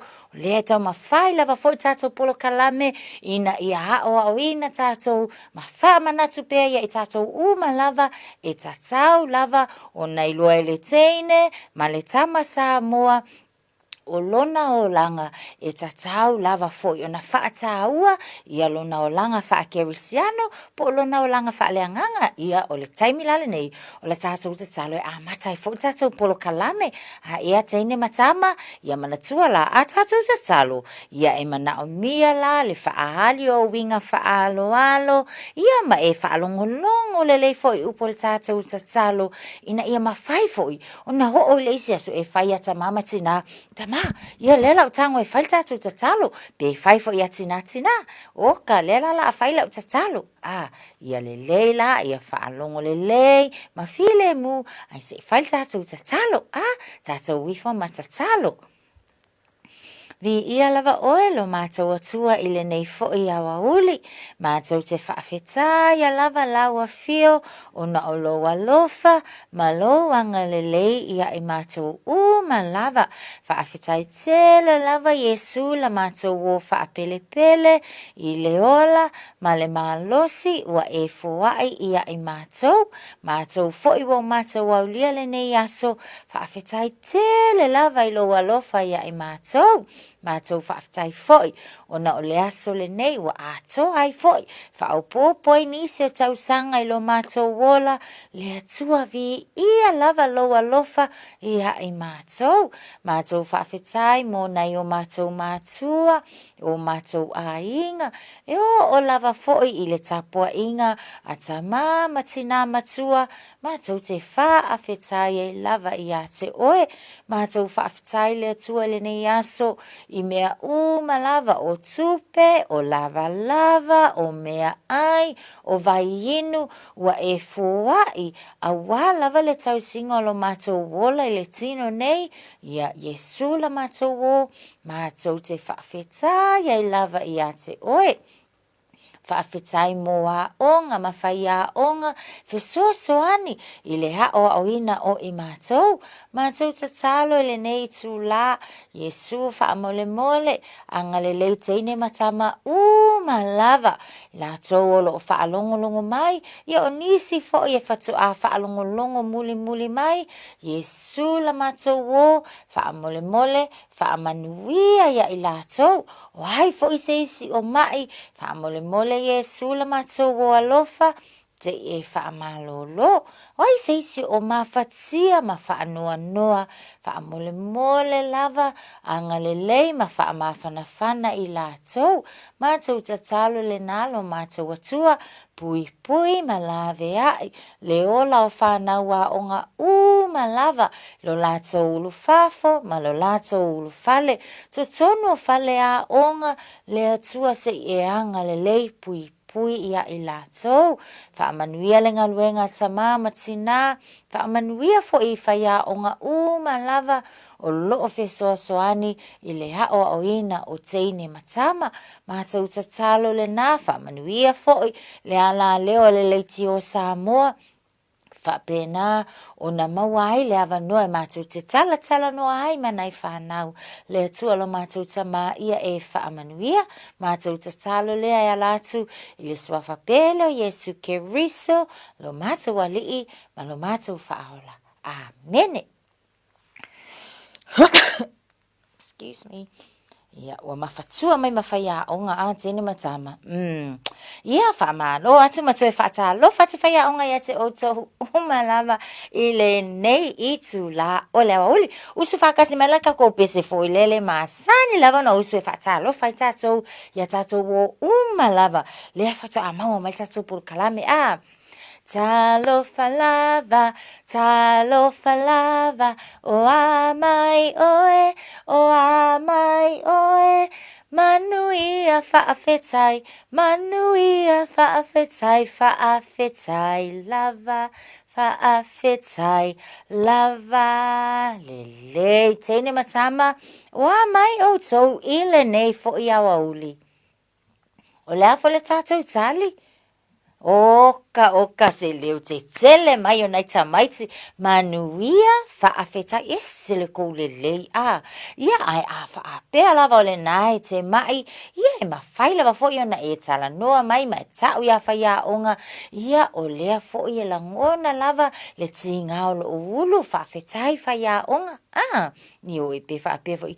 Ia o lea o te le o a onga, o lea o te nofo le whale ua o fulu lava whaia onga. Vai le manaia a whaonga le leila unga ngana e te tala noa ai. Ia a o tātou foi. Usu atu le tae au whaatalofa ia whaia onga. Ai mua na e whaatalofa ia ta mama tina il whale. Waka ko. Ia se longa foi o il whale a onga. Ia na e whaapea foi lea wa e loa whaatalofa. Ai e te le whaatalofa I le whale ma ai teine matama e a mata lava o na whai atu winga le ia ma whaali la wami o whaaloalo a mata atu lava I te tono lo a inga ala lo le tae au ai tilo atu lo oia ta mapo tina ta lofa ta mama tina iyo e ma whai whanga whai tae au manuia tina ia, malo tina vai o le kele yo tatou wha malo a o le tāua ia a mata tu lava I te tono lo whale a wange I e se longa wa e alu atu lea onga o na whai lea a mata o na whaataitai wha masani ai o I le whale te matua ane lava o le nā ua iai winga le leina ia e te masani ai te tono lo a inga ma fia e lava ta mama tina ia te oe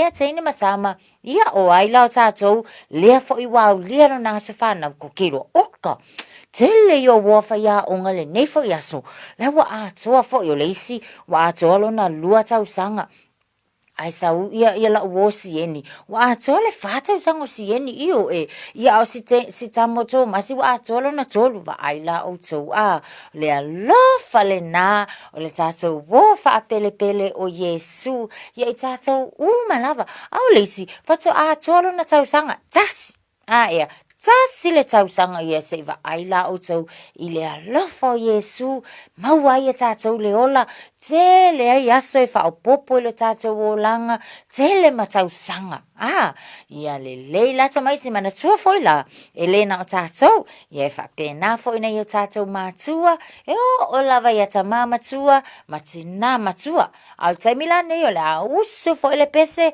al tatou polo kalame whaamanuia ai ia latou lava ne wa lia foi ia so soifua le nei aso ia mama tou lava le makokengi lea ua atua le tausaga foʻi lenei aso ia manuia tele outou aso fanau masosoifua usu mai le kako pese leo kele mai ui kalo fai ia leo tele mai la le taine leo faafauina tolu fa ia manuia outou aso fanau ia manuia outou aso fanau ia manuia outou aso fanau Fa'amanuia le atua hip hip hooray hip hip hooray pati uma tatou ia manuia tele lava le whailongaina o tau aso soifua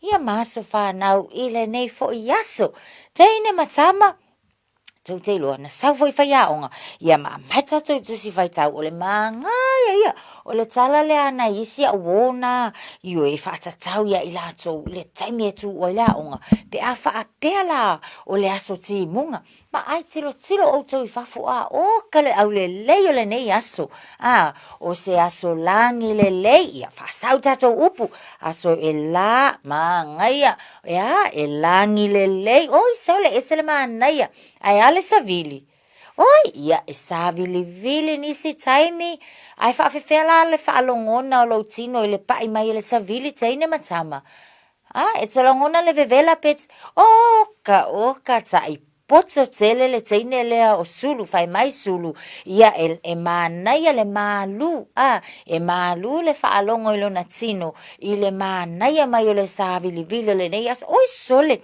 ese le popoto nei ta maiti ia le lei o ia fai mai fapa ia ala le aso ia wa o ta maiti fafo ta alo ai i lunga o le malaya le aonga o ka se sa o le lei o to ia tele fo inisi awa onga e te o i fafo le pala au tilo i la au masiaki la au wa le taimi le nei ia o la fo ile a sui fo linga va ai e tatou i la au wa le wa uma le tau malulu fiu ka ko e tilo la o isi la au le hai mani lau a le taimi la le nei taimi manaia lava le nei a langi le lei lau fie le aso ia wa holo i fafu teine matama siaki tonga la au ia alo le na fa amama le lei le tonga la au ia maueva aina i la au toto siaki po wani meo mana o mia e fesoso ani ia toe faafua ma toe fotu mai nei la au ia sa momoe le kaimilenga maruru ai ia le lei tele la tatou tonu la o le nasa manuia lava la o tau o le tala la le ana ia wo ia Fai mai o le tala sa o i se aso ua timu lava o le taimi la le watu ua i le haonga ia o na halu lo la ia lea o la lato sa valinga fai mai sa vavali i ti munga i le fale io o le tusi fai tau la lea ia o le tusi fai tau anai teine ia o ainga io o Dora o Marina o le to atele io teine ti ia onga le tusi fai tau lea ia lea la fai tau atu e whaalongo mai e tātou ia maleteine matua leo Rosita. La tau umai e hona le tusi lea la fai tau e tātou. Ma tātou whaalongo ai Fai mai, Sava Valley i le aso, Sava Valley i le timunga i le fale. Whaalongo le mai lava teine matama. Fai mai, e tā lola longo tū ua, mātou sa huni e o i ainga. E fai o mātou ofu whaatimu, ma se e vai pau, pe a tō timunga. Ata mai ti kaimile ua timu ai fe taui ma le tu o le aonga. Ia fai le ofu whaatimu, ia fai ma le se e vai pau. Tino mai outou, io e le se e vai lea ma fai na se, pe a ho le taimi timunga ai. Mātou te tau whetuli ma wha pisi i vai. Ai wha ete, ne i pala tele. Ia wa ai la oto o leo ngana. Whai ele se e vai pau. Awa a Sava Valley la tamaiti. O le fia ia isi tamaiti. Mata le vai. Ia na o le leo wha pisi le vai. Ia ai wha kek le vai. Le wha keke a lato. Le angai te ua pala tele le vai. Ia ona tele leo nisi fo yo. O le wha ina pala tele lava. Fai mai, ua mātou tau whetuli whaatasi mā uo i le whale. Peitai, mātou te whaete ne i la vea se isi i se taa whale. Ma ai o tau ese le poko poto le teine leo rosita o umamana uonei. Ai o lae iai le mawhauwhau. Whaete te lava i le awala. Ina nei te i lava. Wala vea se isi le taa wale. Mana tua foila. A kolosi e tātou le awala. O le ale tu la fono le awala teine matama.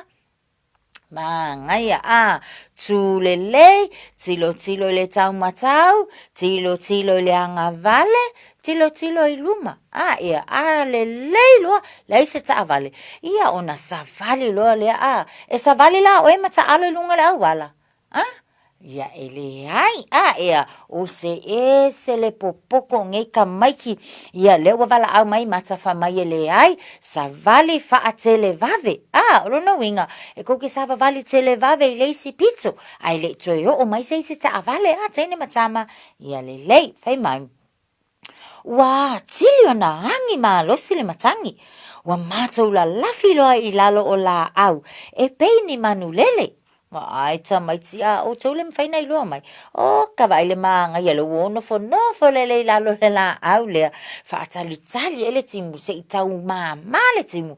Ia ona toe whaawau fo i leo savalinga ai mai se lau vai wa maalili asi teine o whaapa ia la leo maalili vai mai se ta sou nofo i se i toe titi. Ia le lei. Wa mātou tau nuu i le whale. Ia ona talai loa lea o mātou ofu susu. Io e teine matama o tātou. E ai si tamaiti onga. E o ako le whale moe ai le ofu lea koe sauli isi kai au. Ki kilo kuwhi onga. Ui kawhi o lai la wato e sauma le ofu lea na sauma i ana nafi whaalongo le lei mai teine matama o le whale. Talai ese o ofu iana e ofu i nei lea onga. Ia e halu le lei le vai ta ele ta ua fo ilo tu mama. Ia ona o le soifua malolo ina le lei ele na oi loa. Ai wake lua kuloa foi. Fiu ta mama tina e alua i ngai walinga e moi o ofu ia e koe sawa i lea onga. Whaalongo teine matama. Ia vai, ave ese se e vai, ia, ave ese fo i ma ofisu fai mai. Ua tatala o mātou se e vai, ma tuu i fafo i le fasitepu. Ua talai fo i o mātou ofu faatimu, ese le popokong i ka maiki oka lo fia i teine iti nei o le popoto ia, ave ese ofu susu, ave ese le ofu faatimu, ave ma le se e vai tuu i fea. Kongi kongo le fale, oka teine matama tu ulele le se vai fafo ia ai alu to tonu le fale va ai oanga uma lava nei mami onga nei e tatau na fai e tatou le falongolongo mai le tatou polo kalame pe o le fale tu sa foi pele se su o se vai alu atu talai se vai tu ese aunge i alu matatou tonu le fale ia ua matou saufa fa i lo matina matua i le lau ua inu la mātou ipu koko vevela. Oka le mānaia.